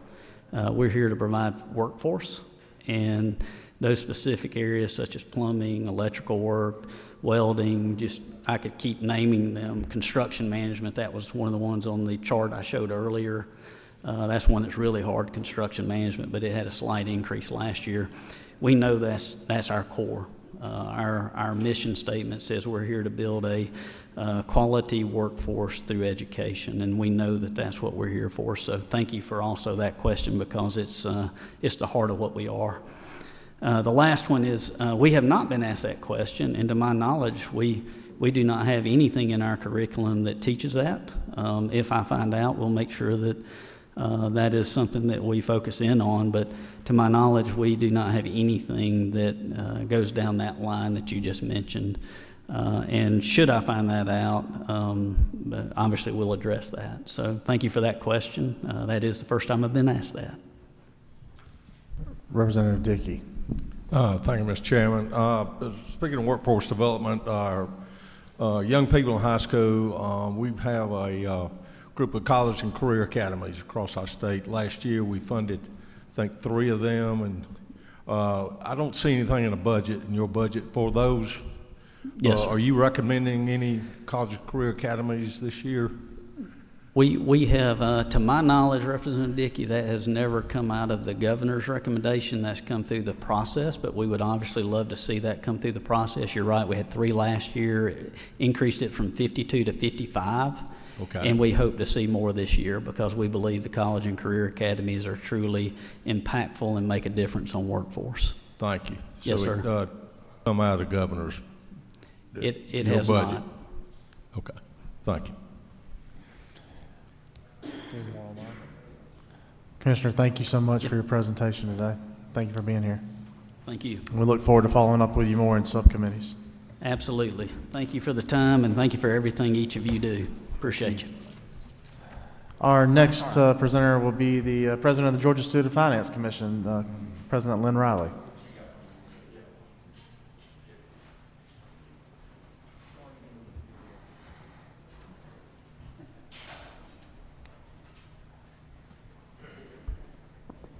President Riley, welcome. Thank you, Mr. Chairman and Chairman Dubnik. It's a pleasure and an honor to be here with you this afternoon. I, too, am sorry that we did not see the video from Commissioner Dozier. I think it will be, when you see it, a true reflection of that what we do at Student Finance as well, and we're very proud to provide the funding and administer the funding that flows out to make those dreams of higher education become a reality. So I'm delighted to be here today to talk about how Georgia Student Finance partners with our post-secondary partners to achieve that, and thank you for the opportunity. I do have here with me today our External Affairs Director, Haley McLeod, and our Budget Manager, Aaron Greenberg, if there's questions later on, and pleased to have them on our team, as well as Executive Director Kirk Shook from our attached agency, Georgia Non-Public Post-Secondary, and he'll be here to answer questions as well. Quickly, an overview of our agency for those that might not be familiar. We were established in 1965, and we're responsible for administering the scholarship and grant programs in Georgia that provides that higher education funding. And our mission is to promote and increase access to education beyond high school for all Georgians. How we do that, funding, is illustrated by this next slide. In FY 2021, over $950 million was provided to students to achieve their higher education dreams. And as you can see, the predominant amount is for the HOPE programs. But we also fund tuition equalization grants, student access loans, dual enrollment program, military programs, and others as well.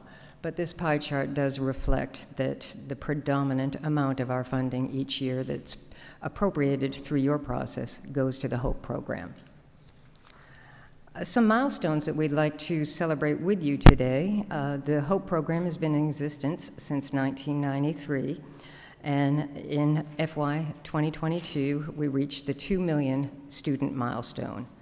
In its very first year, in FY 1994, the HOPE program provided 43,000 students with $21 million in awards.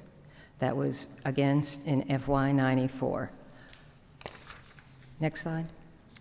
In FY 2021, the HOPE program provided 180,000 students with $822 million in scholarship and grant awards. And hopefully, before the end of this month, we will have hit that $13 billion mark of funding provided for higher education purposes to our students. We're also celebrating a milestone this year. The REACH Scholarship Program was initiated in 2012 and is celebrating next month its 10-year anniversary. And you can see by watching this graphic that thousands of Georgia students across the state of limited financial means are receiving coaching and mentoring to help them perform well in high school, enroll in college, and move into the skilled workforce pipeline. This illustration just shows the growth as counties and school systems across the state have joined, and now we have been able to execute this program in all 180 public school systems across the state. And thank the General Assembly for that support year over year to make this happen.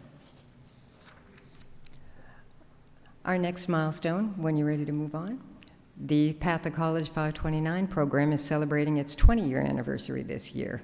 And currently we have over $4.7 billion under management by our program manager. This year it was nationally recognized by the Morningstar Rating Agency as a silver medalist for the accomplishments and the benefits it provides to the account owners.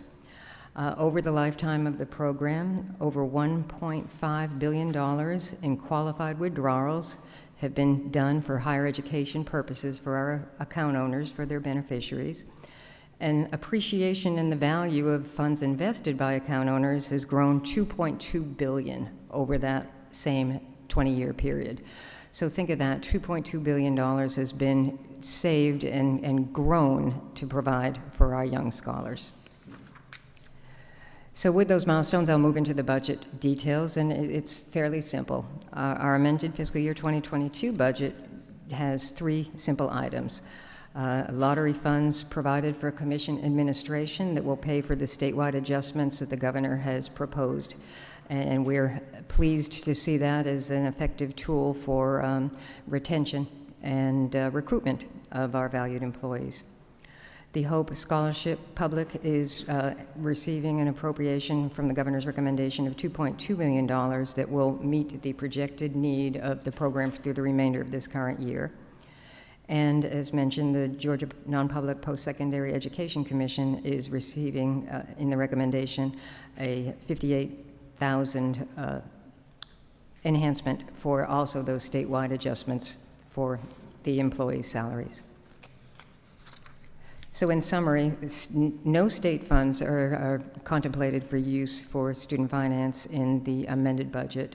$2.8 million of lottery funds will be used for the statewide changes and the HOPE program enhancements. And NPEC will receive $58,000 for their statewide changes in the amended budget. Moving on to the fiscal year 2023 budget. We have two items for Commission administration. The first is $1.268 million of lottery funds for the statewide adjustments that the governor is recommending for employees across the state, and $161,000 of lottery dollars for Commission administration to provide for 2 additional compliance officer positions. We assist in review, these compliance officers will assist in the reviews that we do to ensure compliance with regulations of all of our programs at our secondary and post-secondary partners across the state. And as the programs have grown over time, as we reflected earlier, the amount of compliance has grown as well. So the governor's recommendation is to add 2 additional compliance officers to ensure that funds are appropriately invested for our students.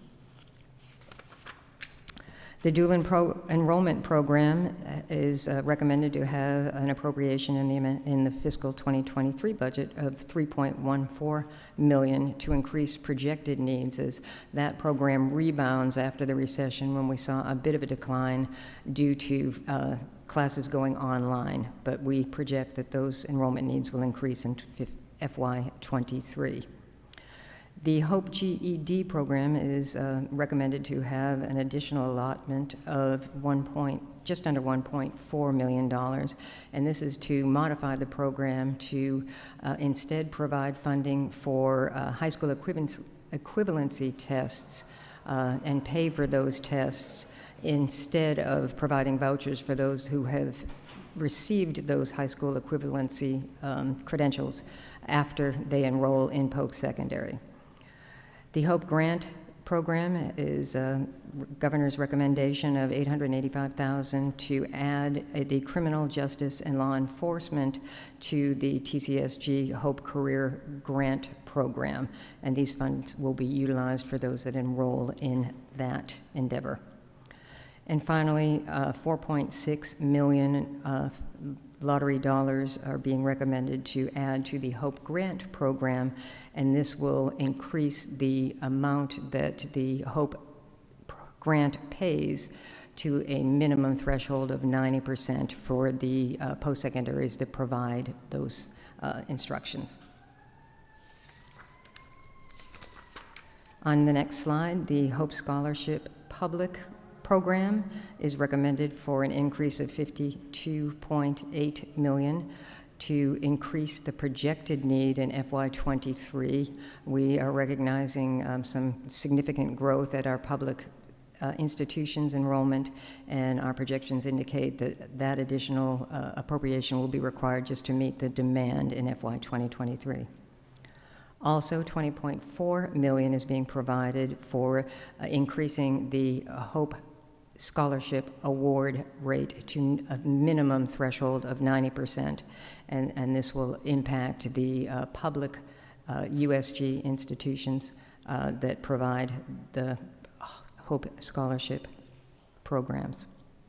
And finally, on this slide, an appropriation of $89,800 to non-public post-secondary for the statewide adjustments as well for their workforce. So in summary, on the last slide, the funding sources are illustrated. State funds of $3.1 million, lottery funds of $81.5 million, and for our partner, NPEC, $89,827 for their statewide changes. And with that, we continue to enjoy advancing our mission to increase access to education for our Georgians, and I'm happy to answer any questions. Thank you. Could you go back, I think it's 1 or 2 slides there where you had that amount? One more. So just out of curiosity here, we're showing a $20 million increase to enhance the award factor to 90%. Roughly how many students does that $20 million impact? Or maybe another way, how many students are currently receiving the HOPE Scholarship? I wish I could give you an exact factor. We pay out about $200,000 students awards over the different HOPE programs. This will apply at the universities that currently are paying, or the students enrolled in those universities are receiving less than 90% of the tuition reimbursed by the HOPE program. But I'll be happy to get you specific student numbers as well. Thank you. I appreciate that. Was just purely curious. Got a couple of questions for you, President Riley. First will be Representative Hughley. I almost called you Representative Martin, so. Thank you, Mr. Chairman. Sorry about that. To Commissioner Riley, I too was curious about that 90%. Can you, when you go back and look at that, can you tell us what it would cost to take those students to 100%? And then the other question I had was, how many or what percentage of the students lose their HOPE eligibility on a yearly basis? Do you know that number? Well, thank you for those questions, Representative Hughley. I'll answer the second one first by saying I'll get back to you on that. We do track persistence, and so we are able to give you some guidance and information on students that earn the HOPE Scholarship or the Zell Miller Scholarship and do not retain it all the way through their higher education. So we will follow up on that with you. I will go back to the first question, which you asked how much would it cost to fully fund all tuition at HOPE eligible institutions. This appropriation will bring all of those that are not being reimbursed at least 90% up to that floor. But if all institutions were to receive 100% funding for tuition, which would effectively eliminate the Zell Miller Scholarship, which currently provides that, it would be at least $70 million to fund that. I don't have an exact number because, again, we'll have to look at current enrollment rates to be able to say exactly how much. We know it would be at least $70 million and likely some more than that. And we will follow up with you on your other question about persistence.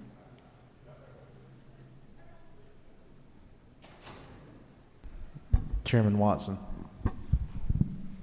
Just a ballpark, following up on that question, isn't the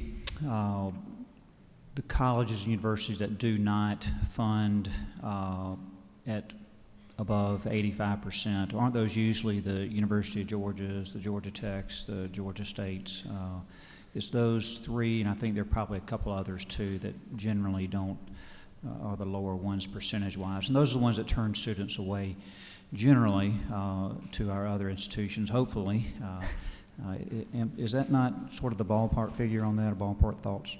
Yes, there are just a few institutions that are currently providing tuition that HOPE provides less than 90%. Augusta University, Georgia Gwinnett College, Georgia Institute of Technology, Georgia State University, University of Georgia, University of North Georgia, and the technical college system as well. Representative Martin. Thank you. I'll be brief.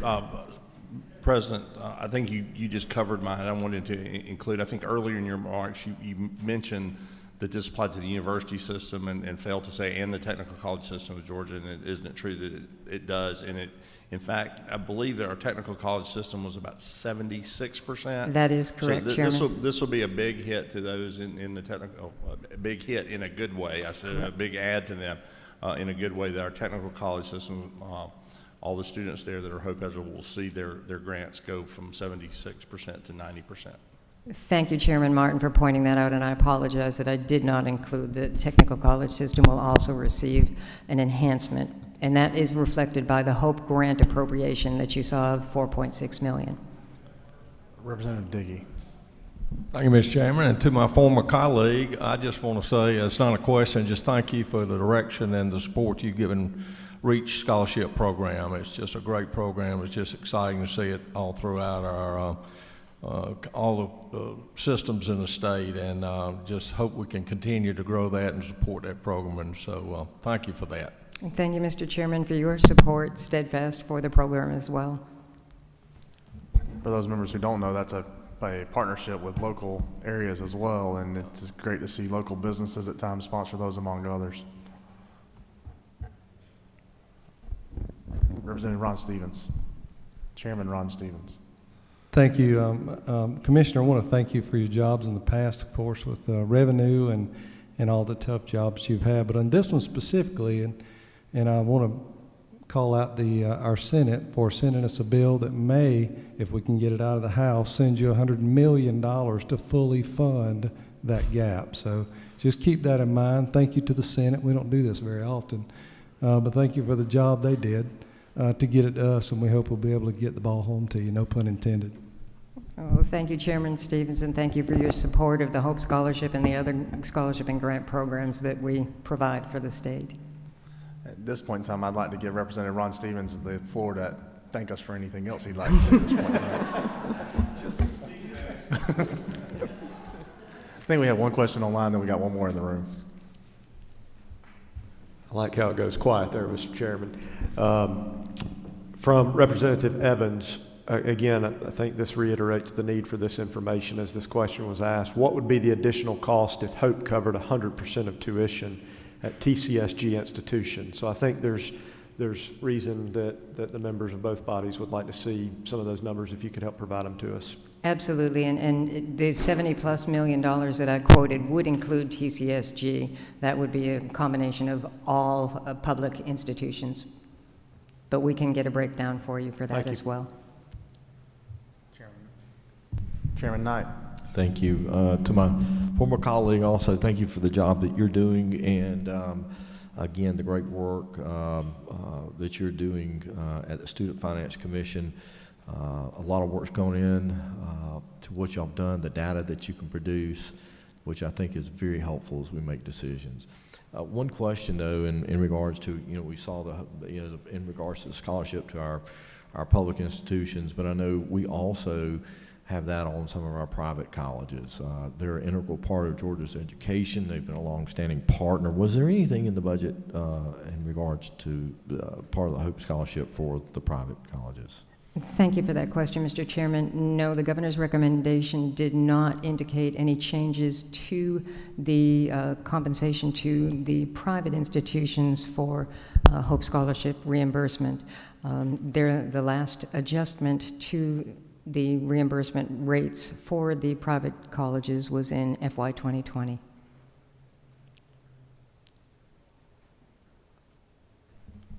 Any other questions in the room? No more online? President Riley, thank you again for being here today. Thank you for your presentation. Thank you very much. It was a pleasure. Thank you for your service and support of the Student Finance Commission.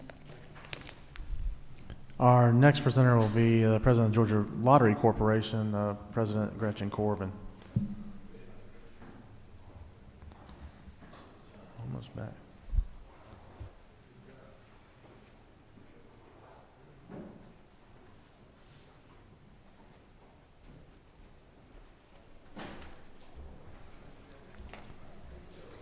President Corbin, we hear you may have some good news to share with us today. Great news, Mr. Chairman. Thank you for this opportunity to present to you. Representative Dubnick, great to be with you and this entire committee. So exciting to really be in the room with our education partners to hear from Georgia Student Finance, from USG, from TCSG. So proud of all the education work that they are doing and all the support you are providing our students and the Georgia Lottery. So, Mr. Chairman, members of the committee, it's an honor to be with you today. My name is Gretchen Corbin. I'm President and CEO of the Georgia Lottery Corporation. And as the esteemed chairman mentioned, I have great news to share today, the best news that any lottery president has ever had to share. Thank you for your service to the state and to the support you provide the Georgia Lottery Corporation. On behalf of Governor Kemp, the Georgia Lottery Board of Directors, our team, our education partners, and most importantly, on behalf of our Hope and our pre-K students who have benefited from your Georgia Lottery, in the past 29 years, it's my privilege to provide you with this update in regards to the fiscal year 22 and 23 budgets. As you know, the Georgia Lottery was formed by a constitutional amendment in 1992 for the purpose of generating funds for education. And our lottery operates under several areas of oversight, which include a board of directors and legislative oversight committees. Probably the best news of the day, it's not news, just a quick reminder that the lottery does not receive state appropriations. So we only provide 100% of our proceeds to the state, and as you know, they are transferred quarterly to the Lottery for Education account. Governor Kemp and you, as members of the General Assembly, appropriate lottery funds annually. I really appreciated how President Riley just presented today, because it was very easy to see how those lottery and state funds are broken down, and that's an example of how our lottery funds are spent.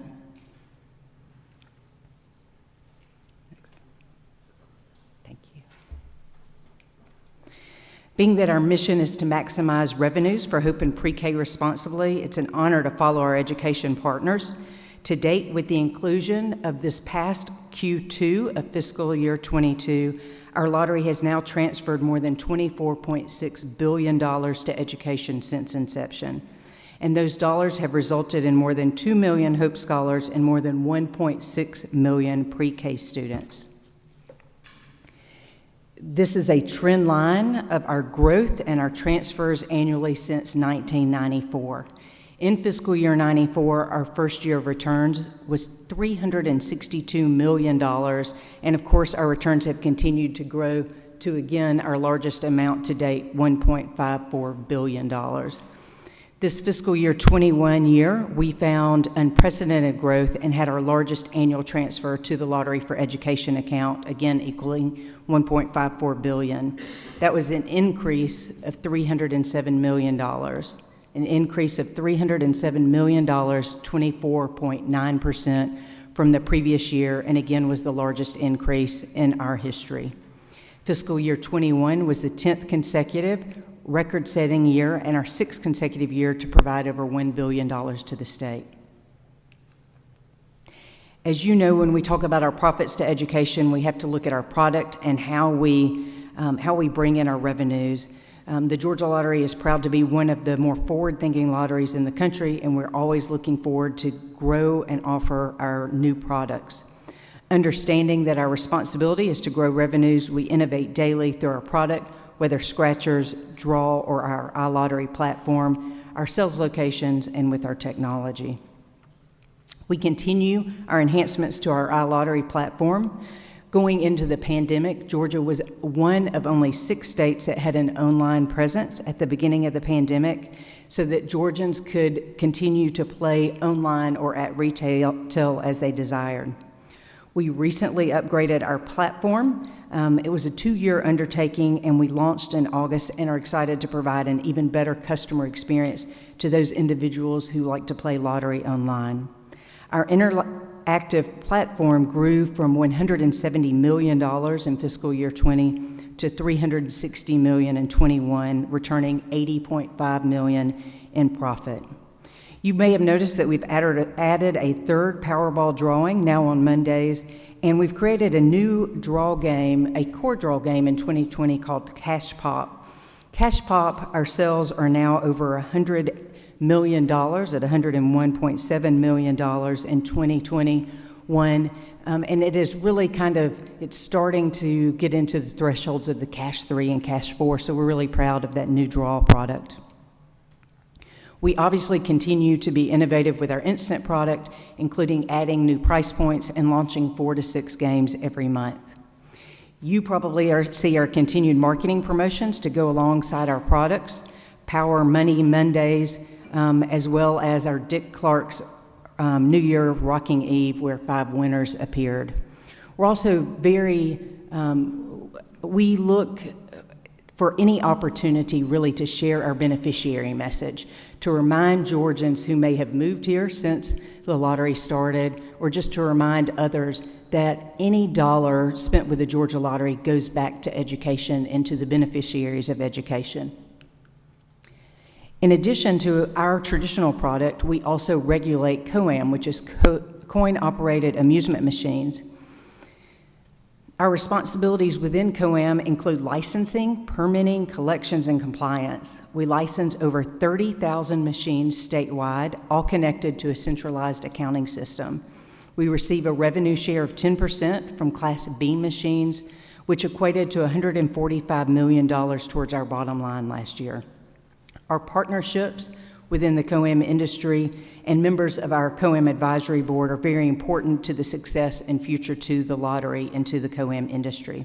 We feel that we've made significant strides in partnerships since 2013 when we received the regulation. The Department of Revenue was regulating prior, and we look forward to our continued partnership with the COAM industry. These are our recent returns. This slide shows a breakdown in the returns in the last 8 years since COAM became a part of the Georgia Lottery Corporation. The first 5 years, you will see that traditional lottery has continued to increase again since fiscal year 14. We were at $940 million, and now again, $1.4 million. COAM has also increased. Its first 5 years of increases were due to the revenues share incrementally increasing, beginning at fiscal year 15 at 5% and ending in fiscal year 20 at 10%. When the revenue percentage capped out. But you'll also see additional growth in the last year, and that has been due to an increase in COAM play, much like there was an increase in our traditional lottery play. To give you an idea, COAM makes up about 3% of our product portfolio revenues, with traditional lottery representing the other 97%. I always like to show a quick slide of where are these Georgia Lottery dollars going. When we bring in a dollar, where does that percent go? And when we look at the success of fiscal year 21, this is our example. This is our breakdown. Prizes, 63.9%, $3.7 billion. This is always our largest expense because this is our product. This is what we sell winning. And then, of course, education, our beneficiary, leads with 26.6%, $1.54 billion. Retailers earn 6% per statute, which was $342.91 million in fiscal year 21. And Mr. Chairman, we're always very proud that many of our retailers, we think over 80%, are all small businesses. Vendors receive 2%, which is approximately $116 million. An example of one of our vendors is Scientific Games, a company that we are proud of in Georgia. They work with us on our scratch product. They also deliver throughout the world, the United States and the world. Our operating expenses are $94 million, which is 1.6%. This includes not just our operating, our salaries, our benefits, but also all of our marketing and advertising budgets. If you were to divvy up marketing and advertising versus all of our overhead, they would both be lower than 1%, and that has been the case since the last several years. What this really states is that over 96 cents of every Georgia Lottery dollar goes back into a Georgia community. And I can tell you I have the honor when I'm speaking to a community group, whether it's a Rotary or whether it's a Chamber of Commerce or any other group, to be able to state how much has gone back into one specific community in the existence of the Georgia Lottery. And it's pretty incredible, being an old economic developer, knowing what a 1 million, a 1 billion, a 300 million impact means to a community over a 20-year existence, to see the amount of money that goes back through education, through retailers' commissions, through winnings into our community. It goes through every Georgia community, and we're very excited and very proud of that always. In regards to the specific transfers and budget book, you will see here the lottery dollars from the budget book. Lottery dollars, although we do not, again, we are not appropriated lottery dollars, the location where they are appropriated in the budget can be found on page 38 and also within the estimated state returns on page 17. A quick note, excess cash, our operating funds, is transferred weekly from the Georgia Lottery to an account at the Office of the Treasurer, and the funds earn interest. The quarterly return is then transferred from the Georgia Lottery's account to the Georgia Lottery for Education account, where it is then sent to OPB for allocation for Hope and Pre-K. So, we had an incredible fiscal year 21. How's 22 going to look? 22 looks strong also. Our profit to date, as we have finished our second quarter, is $741.3 million. We have just made our largest Q2 transfer to the state of Georgia in the amount of $376.5 million. It was also the 6th highest sales quarter in our history. Our year-to-date interactive sales are $190.3 million, which is $66.5 million or 53.7% higher than prior year. Our Q2 sales and our profit had some exciting fuel by our large Powerball jackpot, which provided an estimated incremental profit of $12 million in Q2. Our projected year-end profit is $1.415 billion. I very much enjoyed listening to our state economist as you did yesterday, because his consumer spending patterns that he outlined lined up exactly with the Georgia lottery. The continued growth that we have seen over the last 5 years in Georgia with the peak in 21, that is very similar to what we have experienced at the Georgia lottery. So, Mr. Chairman, I promised you I'd start with our record and end with our record in fiscal year 21 because these are the monies you're allocating this budget cycle. So obviously the most important information I have to share today. Fiscal year 21 was the most successful year in our 28-year history with a record $1.54 billion, an increase of $307 million, or a 24.9% year-over-year increase, which was transferred to the Georgia Lottery for Education and Count. I cannot tell you how thankful I am to each one of you as legislators for your support, for your outreach to us, to your support of our team members, and specifically to our great retailers who are really our sales force. Just like all agencies, our corporation through the pandemic, we adjusted, right? And we had some great opportunities in front of us. I cannot say thank you enough to all of our team members, and when you think about it, to our retailers who were selling our product, to our visionaries who had a online iLottery product that we had worked on so that we were one of 6 states, to our draw team who sheltered together at WSB to make sure that our draws continued, to our prize validation team, to our district offices who made sure that we were always in person for our Georgia Lottery players and winners to make sure that we could sell and validate and bring home to Georgia this great return of $1.54 billion. Thank you for your not just support, but to some of you beginning the Georgia Lottery, to your continued support and all of the support you provide. Mr. Chairman, as always, I look forward to being a transparent resource to this committee as well as any legislator throughout the legislative process, and I'm happy to answer any questions you may have today. Thank you. Thank you so much. We have one question online. It says, it doesn't say who the senator or the representative is, but they asked if the correlation in the increased funds was tied to the lottery letting Brad Bohannon leave.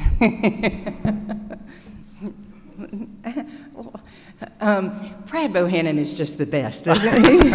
We miss Brad Bohannon. We're very proud that he's leading the governor's office policy. We'll figure out who that question was from. I think he probably snuck that in, and I can absolutely guess which senator from Noonan that may have been. We'll just figure out who that was later on. We have one in the audience, Representative Hughley. Thank you, Mr. Chairman, and thank you for bringing us such wonderful news today.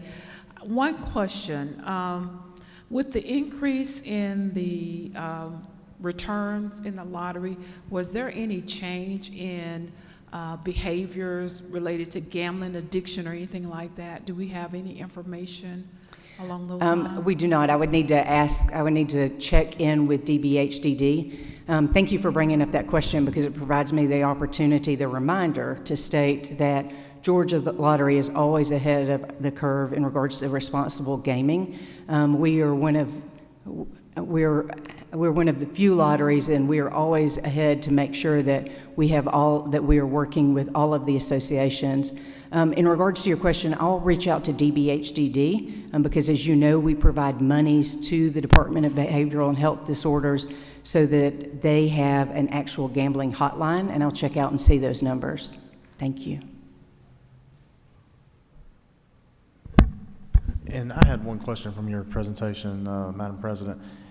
thank you for the monthly numbers and your projection, because it's right what I would have asked next for FY22. I'm wondering, I guess they weren't monthly numbers, the quarterly numbers and yearly numbers. I'm wondering more monthly and weekly. Are you beginning to see that trend line slow down? I can see the $330 million reduction you're expecting in FY22 from 21. I'm trying to project out for 23. We've got a lot of good ideas from legislators, but we need to figure out if they're sustainable for the long term. We do think that we will normalize. So again, going back to the state economist's presentation yesterday, where 21 was a huge blip, if you remember, I think that we will continue growing as we have for the last 20 to 28 years. We will continue a steady growth pace. I think 21 is definitely an anomaly. We have seen that we expected these first 2 quarters to be our strongest, and then our third and fourth to normalize a little more. And Mr. Chairman, I will tell you that I watch the numbers on a daily basis, and our team is pushing on a daily basis. And we can see that it feels as though it is normalizing out this month. That being said, you've been on the other side on the line when I have called you March 13th, March 15th of 2020 and said this is what's happening at the lottery. Sometimes it's a day-to-day business, sometimes it's a week-to-week business, sometimes it's a quarter-to-quarter business, and I have learned you really have to take it a year at a time. I think that we have budgeted, and that's why we always, of course, budget early so that we can project out and you can budget based on our projections. I think that we have budgeted in a way for this upcoming year that it is conservative, but it is also doable. So at this point in time, we feel that we will meet our budgeted number. And then we will begin now for our April board meeting to actually begin finalizing the fiscal year 24 budget. Thank you for that. Any other questions from members of the audience or online? Thank you so much. Appreciate you being here. Thank you.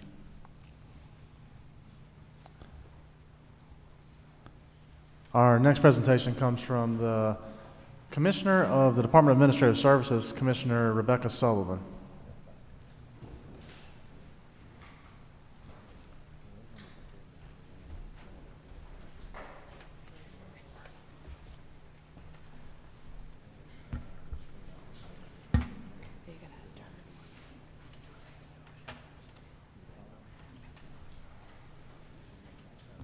Good afternoon, Mr. Chairman and members of the committee.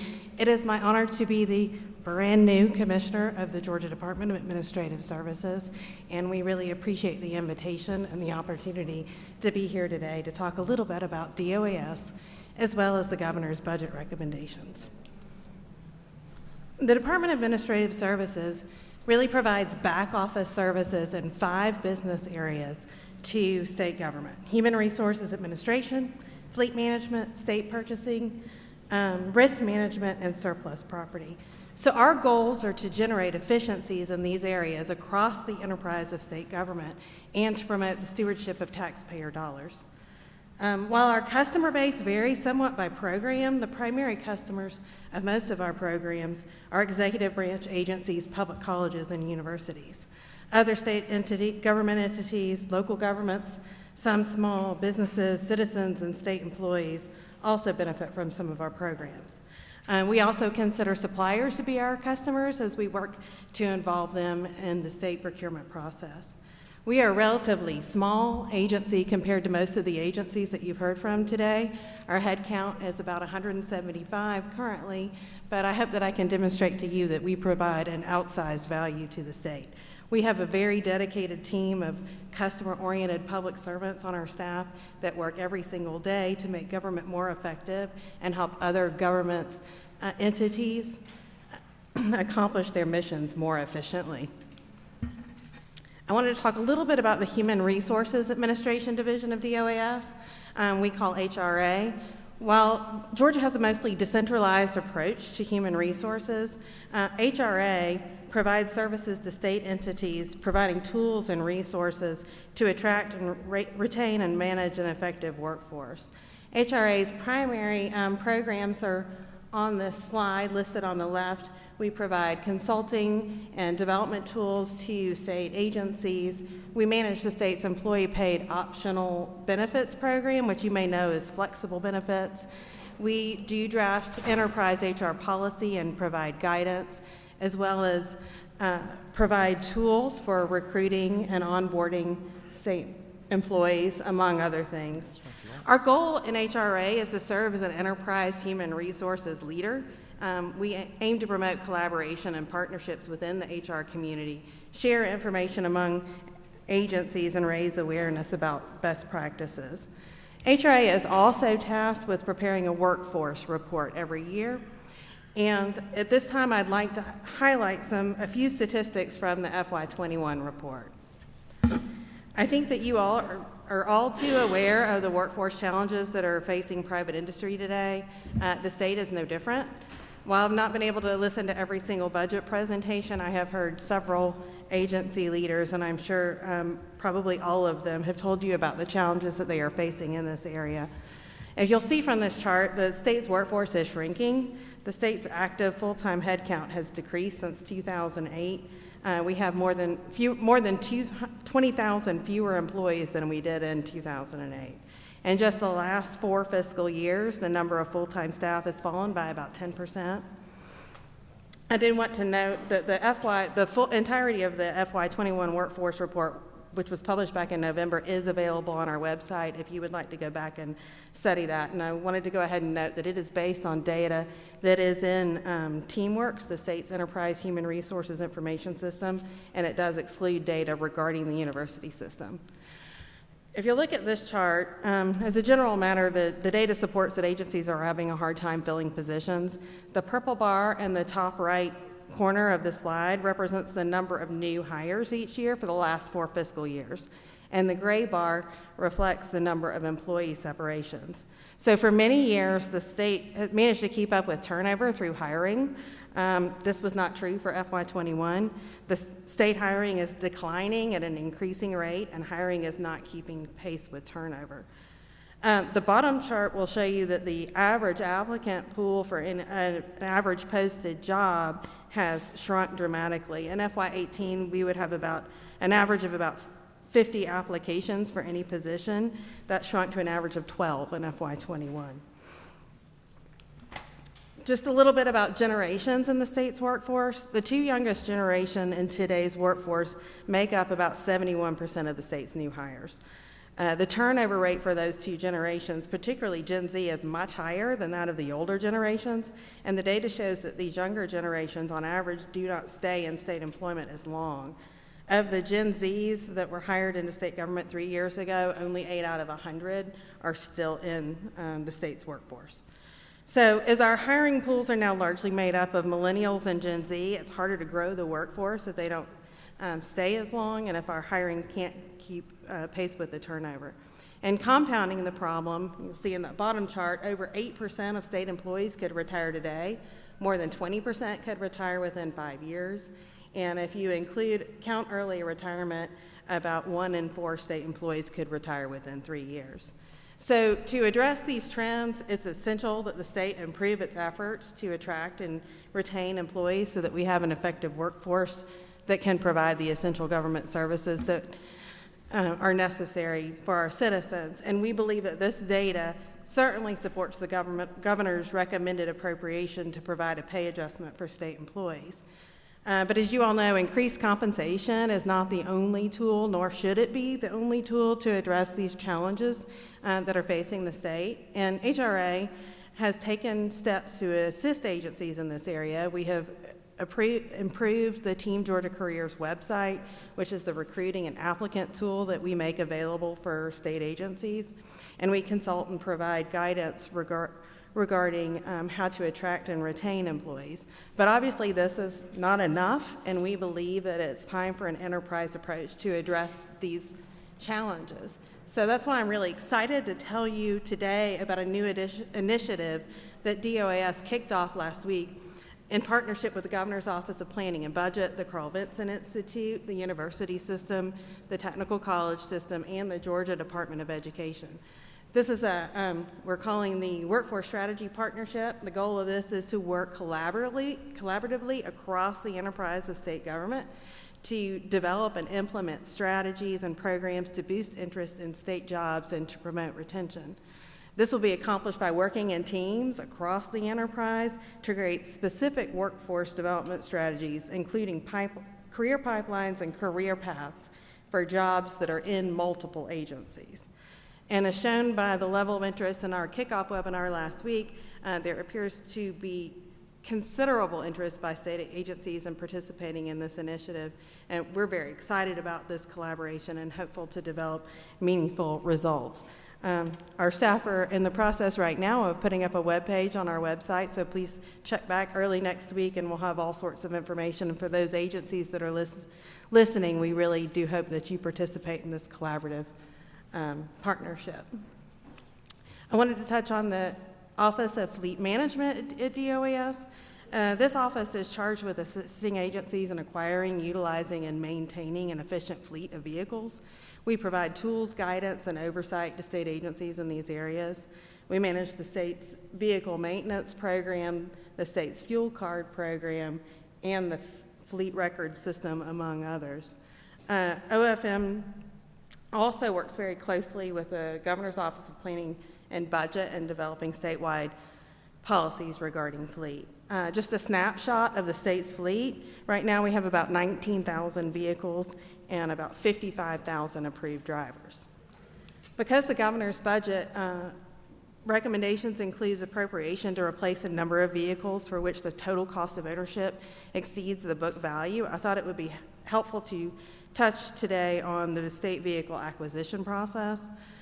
State agency vehicle purchases must be approved by DOES based on a total cost of ownership model.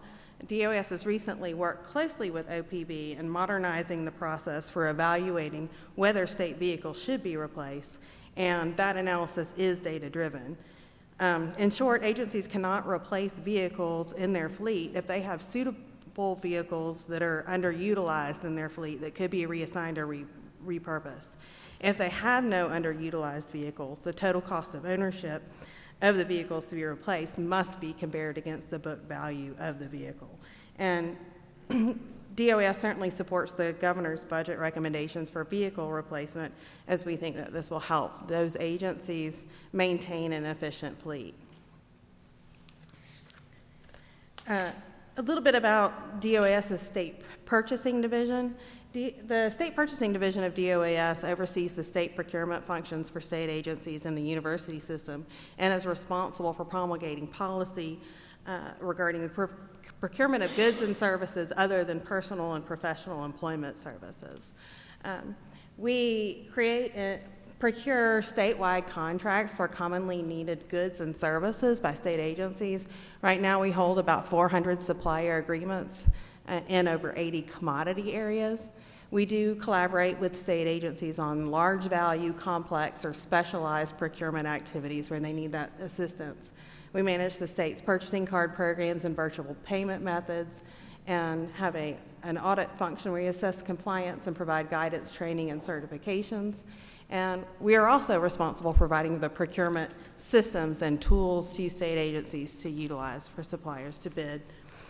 Some of our goals right now, we're working on maximizing opportunities for small business to participate in the procurement process and improve procurement professional development. It's an important profession in this state, and we work very hard to provide the training that they need to do their jobs effectively.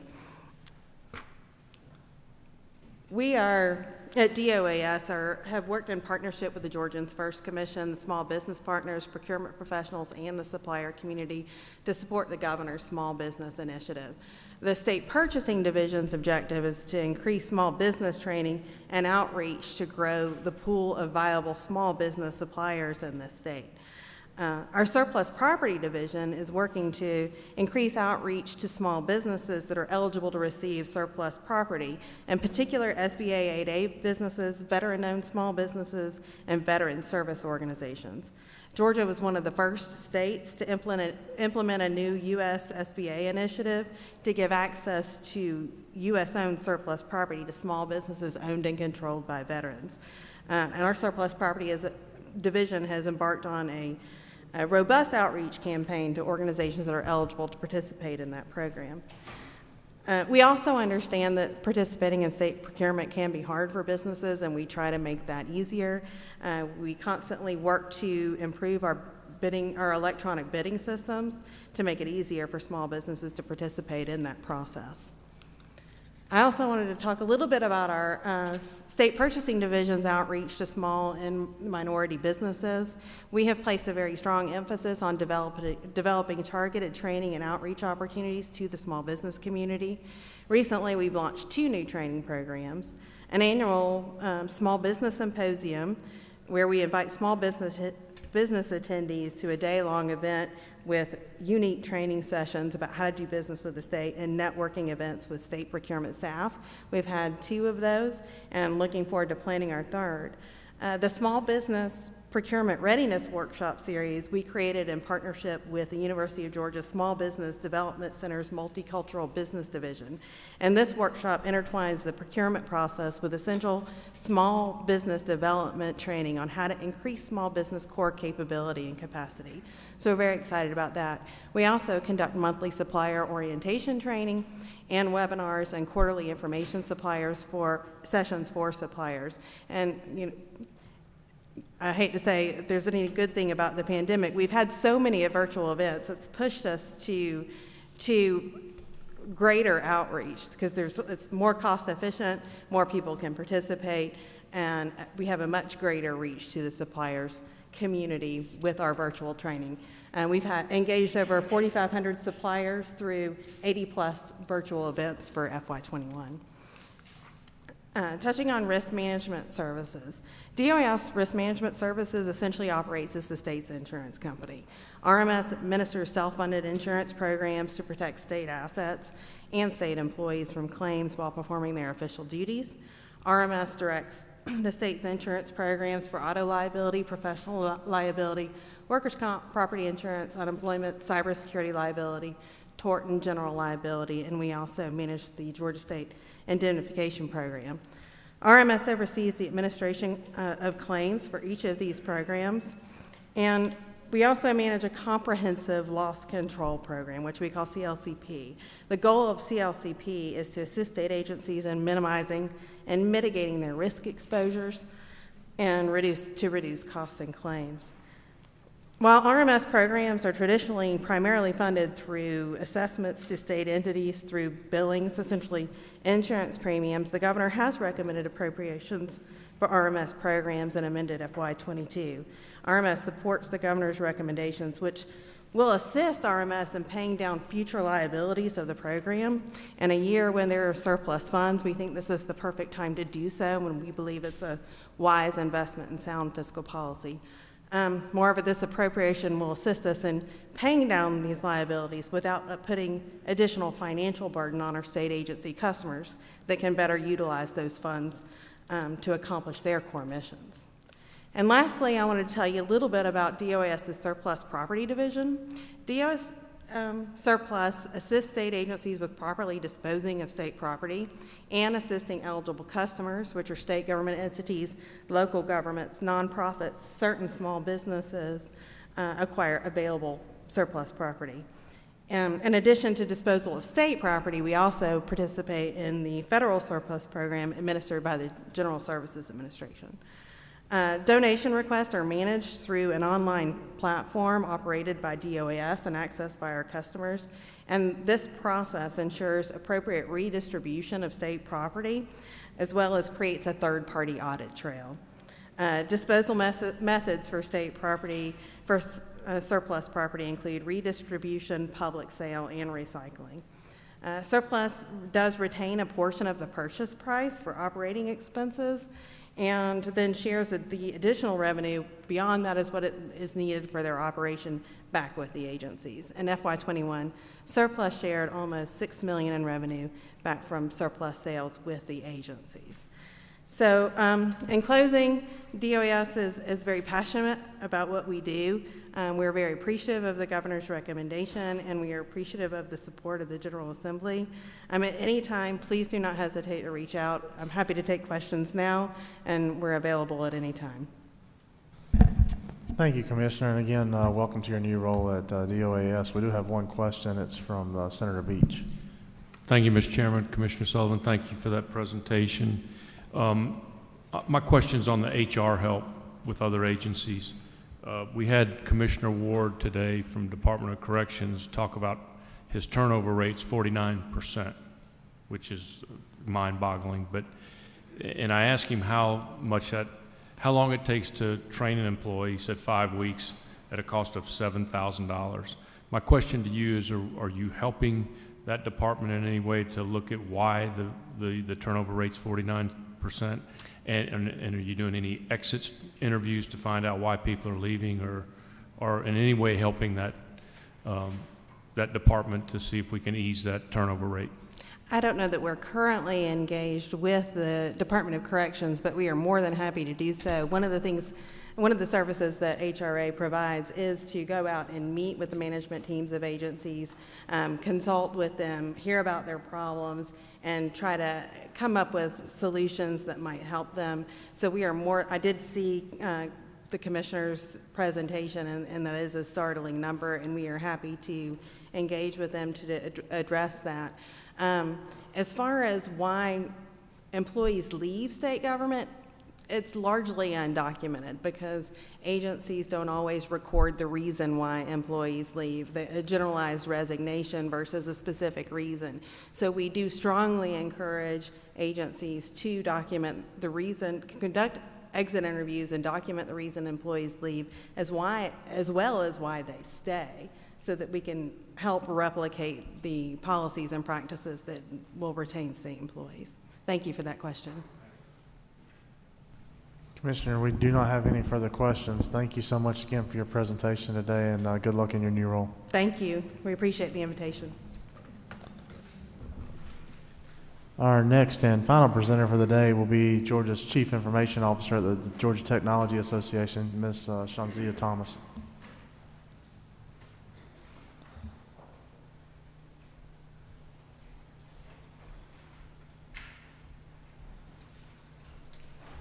Ms. Thomas, welcome. How are you doing today? I'm good. How are you? Doing well.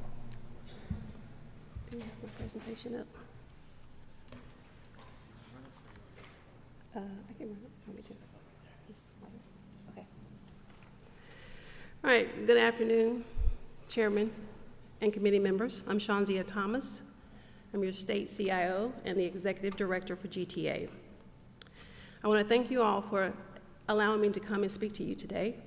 I was recently appointed by Governor Kemp in July of 2021, so I'm 6 months in.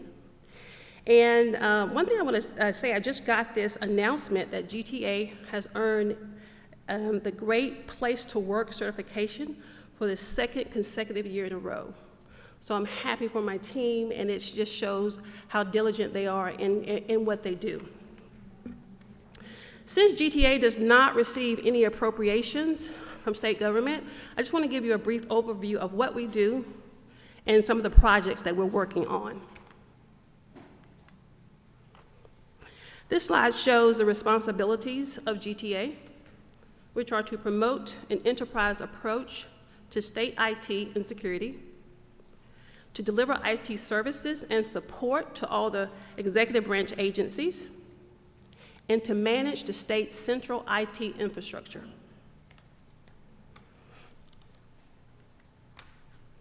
When I became the CIO, I wanted my team to focus on 4 areas.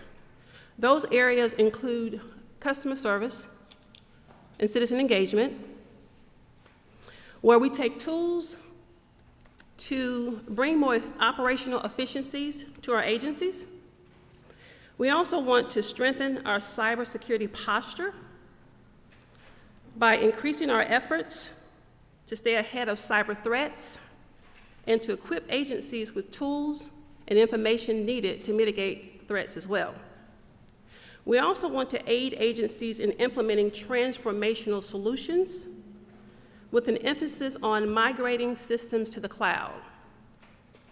And last, to improve digital solutions required for our new modern workplace.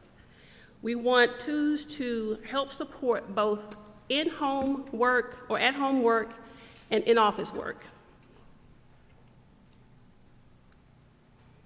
This next slide shows how we're organized. We have IT and related operational services, we have policy and oversight, and we have administration. On this slide, I want you to pay particular attention to our GETS program. Our GETS program is a state-shared IT service program which offers a full range of managed, network, and IT infrastructure services to 14 executive branch agencies, as well as a la carte services to a few other agencies. The Managed Technology Services approach aligns directly with Governor Kemp's strategic goal to expand public-private partnership and to leverage technology to best utilize state limited resources. This next slide also talks about our GETS program, which it shows how our customers consume our services. Again, we provide full service IT support to 14 state agencies with approximately 40,000 users. There are 89 state agencies that purchase one or more services from GTA. And we provide phone and or network services for over 100,000 users in state and local government. As you see on this slide, the 14 GET service users cost us about $154 million. The 89 state agencies bring it costing an additional $13 million. And the 1,200 plus agencies cost about another $15 million, totaling $182 million. Agencies reported spending $715 million on IT infrastructure services, application development, and support and related activities, and of that, $182 million was spent on the GETS program. So you can see how much IT spend is within the state.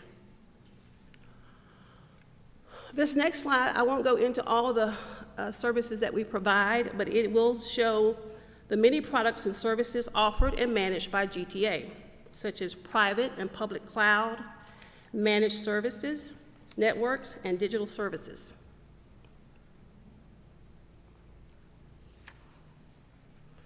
COVID-19 has created many challenges for our great state, but it's also presented opportunities for us to provide more efficient access to state services.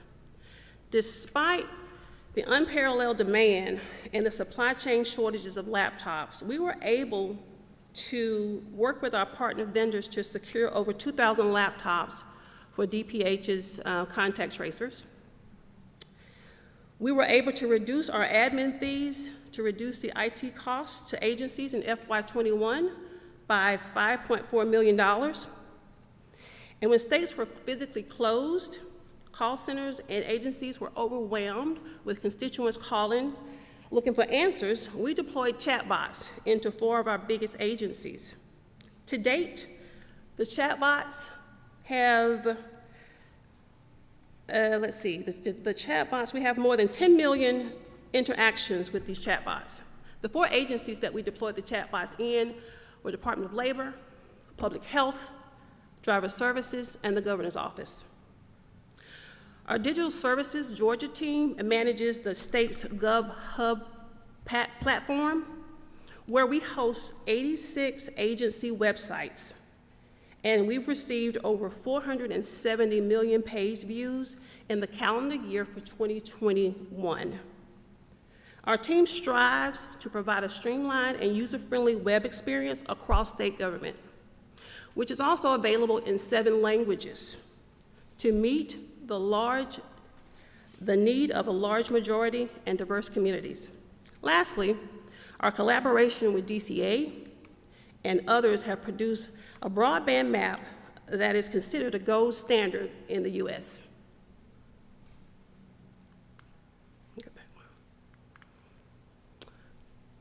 I want to talk about, I know I mentioned our Great Place to Work award we just received yesterday, but I do want to recognize some of our national recognitions. Georgia has earned an A rating for the second consecutive year from the Center of Digital Government. This is the highest score possible, and there are only 5 states nationwide that has received this rating. We were ranked in the top 3 amongst leadership, and our state CISO, David Allen, was named Cybersecurity Leader of the Year. While I attended NASCIO in early November, Georgia was awarded 2 top honors. One was for the Department of Labor, their Identity Verification Project, and another again for our Georgia Broadband Availability Map. Georgia's the first state to map broadband availability. We know who has access and who does not. The map allows states and its providers, and our service providers, to deploy services to unserved locations without the risk of overbill.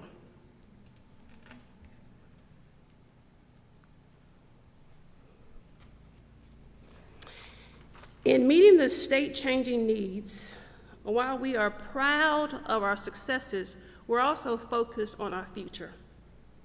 With this, in September, I hired the nation's first Chief Cloud Officer to guide and develop our cloud-first strategy. We understand that cloud services provide us with greater efficiencies, security, and accessibility if done correctly. The second position that I created was the Chief Development Officer, and one of the key functions there, that role is to manage the strike team. Our strike team is a proactive team that engages and assists state agencies as well as local agencies or anyone who needs help in IT services to help move the needle in your agency. 2 other areas I want to talk about briefly is our cybersecurity. Cybersecurity is vitally important in today's world. We all know that our remote workplace has created a greater opportunity for cyber attacks.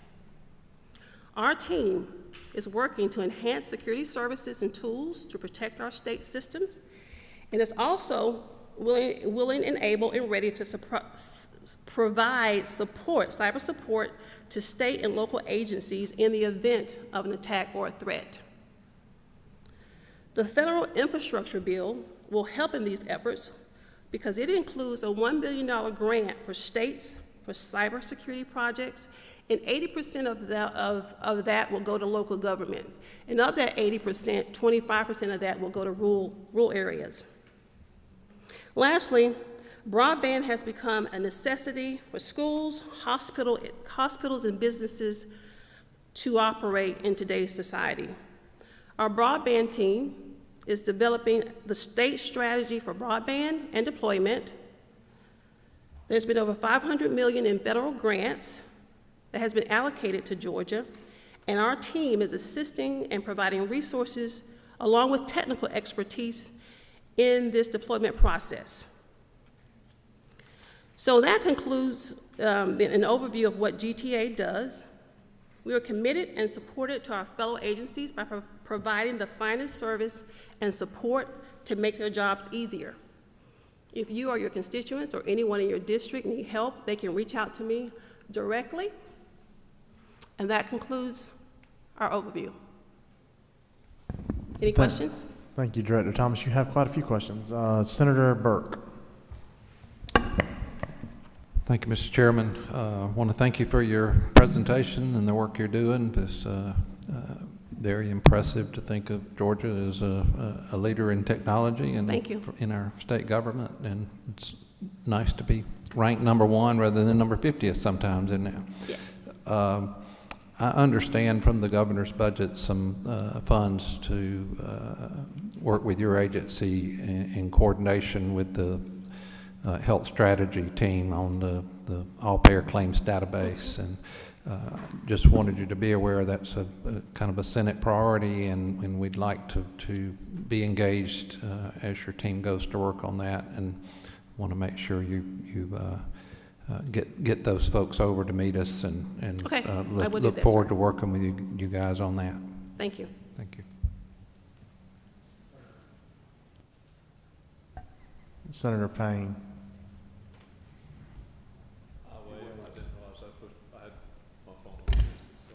Had an issue with technology there, I see. Yes, me and technology. Shanzi, I would like to make a couple of comments. Can we go back to that slide on cybersecurity? Can we go back one, Justin? Yes. Can you put it back up? On your federal infrastructure bill grants, are those, that $1 billion, is it a competitive grant process, or do we know the percentage that's coming to Georgia already? That's the first time I'd seen that one. I think David, our CISO, he's looking into that. David, you want to speak on that? Yes, sir. There's an apportionment formula based on census data. We haven't got all the data out of the Fed yet on that exact apportionment, but it's based on census data. Like Shanti has said, 80% will go local. Out of that local tranche, 25% will be focused on those that are designated as rural by that list. Just for those listening online, it sounds like it's funding that will, it's not a competitive grant, it's funding that we know will come based on population to the state of Georgia. You have to submit an application. Then we will submit an application, I'm sure. Thank you.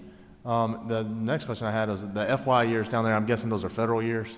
Yes. Okay, good deal. And then the next is just a praise of your team. As someone who served on the state fiscal recovery team, I want to say that there is no way we could have made it through those applications without the intense, detailed work that your team put into things, and I want to praise you publicly. I really do appreciate the work that you did to help make that a more manageable process for us. Thank you. And that team is led by Jessica Simmons. She's also here. Thank you, Jessica. Any other questions you got online? None? There are, hand it over to Representative Dubnik for a second. So just for everyone here and watching online, the presentations are posted on the House Budget and Research Office website under the Joint Hearings tab, so you can find all the presentations there. And we will meet tomorrow beginning at 8:30 a.m. Thank you, Chairman Dubnik. If we don't mind, we're reporting back to Chairman England that you only got us out of here 1 minute late. So that was quite an accomplishment, and I appreciate that. We'll see you all tomorrow. Thank you.